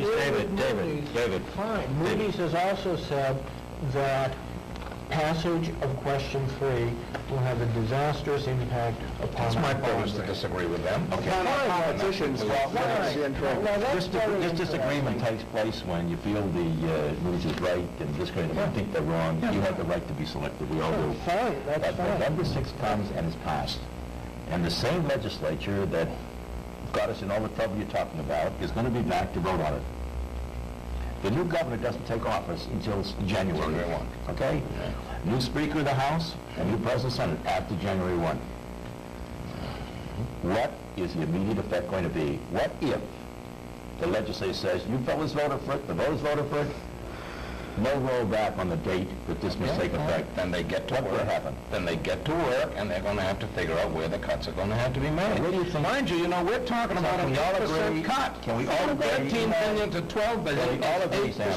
They have been figuring out how much money is left in the budget, in the total budget, by the time the legislature, 30 days after passage takes place? How much money is left in the budget? I'm sorry, I don't understand. Well, the money that is happening is that you will have to cut the $1 billion out of $6.5 billion rather than $13 billion. But you have in your bond issue, your bonds and your pensions. And then if you talk about things which we are legally obligated, you're talking about a 1/3 reduction. And Sam, I have to take issue with you when you say that, gee, people are purposely making the painful cuts. That's the catch-22. We've been making cuts for 18 months. I can tell you, I have no vested interest in the so-called waste and patronage that you've been alluding to. I haven't, in my 12 years in the legislature, have not been able to get anybody a job. And there are some constituents out there who are very angry about me. I have no vested interest in it. I don't care about it. I have worked to reform our civil service system. I was the one who passed legislation that curbed some of the abuses of the Carmen's Union. I was. You don't have to campaign. I have no opponent. No, the point of the matter is that I'm sorry. I don't have a vested interest in protecting these people. And the fact of the matter is that every time a cut is made, someone says, oh, well, we didn't mean you to cut that, cut the waste. The fact of the matter is that you cannot make the types of devastating cuts we've had to make and the types of devastating cuts we're going to have to make without hurting people. So in that time frame, I think you'd all agree, in that time frame, given the fixed items of expense that you have there, and I think Hornblower and Torkelson got to that point. So what you're saying is we should do nothing, let taxes increase, because it's going to be hard. These guys who have created this mess continue to manage it. What you're saying is tell the legislature to continue to manage because your petition puts more power in the hands of the legislature. Only with reference to fees. Only with reference to $900 million in fees. On that note, we have 4 minutes to go. We're going to summarize. 2 minutes each to summarize. Who wants to summarize for this part? Can I, Fred? Yeah. You have 4 minutes to go. 2 minutes. Tell us when 2 minutes are up. Go ahead. I'll take a minute, you can have a minute. I just wanted to, when we talk about government, we're all sitting around talking about government as if they're fat bureaucrats sitting behind desks wasting our money. In fact, if we put a sticker up on everything that was paid for by government, we'd see stickers everywhere. Lights, highways, daycare centers, transportation programs for the elderly, subsidized housing. Those are all good things that have happened. And why are they there? Because people want more. People want more, and they want government to do more for them. I want. Gimme. I want. But Sam, when you're talking about compassion in government, if that is the direction that people choose to move in, if those are the kinds of services that people want, if people want more after-school programs, if people want more care for the elderly, if people want more drug prevention programs, if that's what they want, how can those be provided without, by the same token, asking people to pay for them? You talk about a lack of compassion for the taxpayer. Perhaps it is the taxpayer's choice to, in fact, have services, provide a better society, and to pay for them. Nobody loves paying taxes. We'd rather do other things with the money. But if, in fact, it gives us a better society, absolutely, I'm for it. And I think there are a lot of other people like me. Good. Fred? It's not that anyone loves paying taxes. We have people who simply can't. We have 100,000 out of work. We have 40,000 who've lost their homes, and it will get worse. It will get much worse. Make no mistake about that. And your choice is to vote for question 3 and force the legislature to cut spending on the homeless or cut spending on no-show jobs. Cut funding for children or cut $5,000 a month rent checks to some friends at Dukakis. To cut funds for welfare or to cut press secretaries. And those are the choices, and these people simply aren't willing to acknowledge that those are the choices. Thank you, Brad. That goes Samuel and then David. I'll just take 1 second. Good. 1 second. Remind you that people are leaving the state. They are voting with their feet. Right in this prospectus, the population in Massachusetts in the last 10 years has grown 3.3%. The population in the United States has grown 10.3%. The country is growing 3 times as fast as Massachusetts. Why? Because people are leaving. At what point does Massachusetts become a ghost town where there are no taxpayers left because the Taxachusetts has driven them out? We need Growthachusetts, not Taxachusetts. The only way you're going to get that is by voting yes. Sam Robbins, David Cohen. Wind up, David. The best way to jumpstart this economy is to say no to question 3 and to allow the 20,000 construction jobs that will be saved as a result of that to take their effect. In terms of the so-called cuts that Fred has talked about, they're not there. He talked about press secretaries. They've been cut. We've cut them. You talk about the MBTA and privatizing it. The reason the government got into the MBTA is because the MBTA went bankrupt 45 years ago, and there was no one else to take it over. Yeah, government does a lot of hard jobs. They're jobs that no one else in society does. They make our society a better place to live. They make Massachusetts a better place to live. People live in Massachusetts. There are 6 million of us. Keep it strong. Vote no on question 3. Thank you. Panelists, thank you very much. A very difficult subject. You have a very difficult choice. I hope that you, the listeners, the viewers, have had the opportunity to solidify your positions. This particular, I don't know who's been switched on. I don't know. Some of the arguments are compelling on both sides. The final answer is going to come on November 6th. So voters, please vote on November 6th. Now, if you have any questions, the gentleman here, the lady and gentleman over here, will be pleased to answer your questions. Sam, how can they reach you? What telephone number? 300 Prince Street in West Newton. I'm in the phone book. Sam Robbins, 527-1301. Dorothy, David? I think they'd be better off calling Mary Adelstein from the League of Women Voters, and that number is in the book, or certainly calling David Cohen. They're the real legislative experts and tax experts. My number is in the phone book, and I'm happy to give it out. It's 965-2946, or you may call me at my State House office at 722-2410. Good. If you have a question, you can't reach any of the persons here on this program, call the mayor. Call me. I'm there all the time. My number's in the telephone book. And he does take calls. And I do take telephone calls, and I do return telephone calls. This has been very interesting. You know, we have such a difficult problem deciding this question. Whichever way it comes about, I know that all of us will work together. Whatever the case be. Can I summarize how I think it'll come out? We're all over Sam. You summarized more than I. Thank you very much. Thank you very much, ladies and gentlemen. Thank you very much. And winterize. Viewers, don't forget, November 6th is the day to vote. And we'll see you. Vote as you please, but we'll see you later.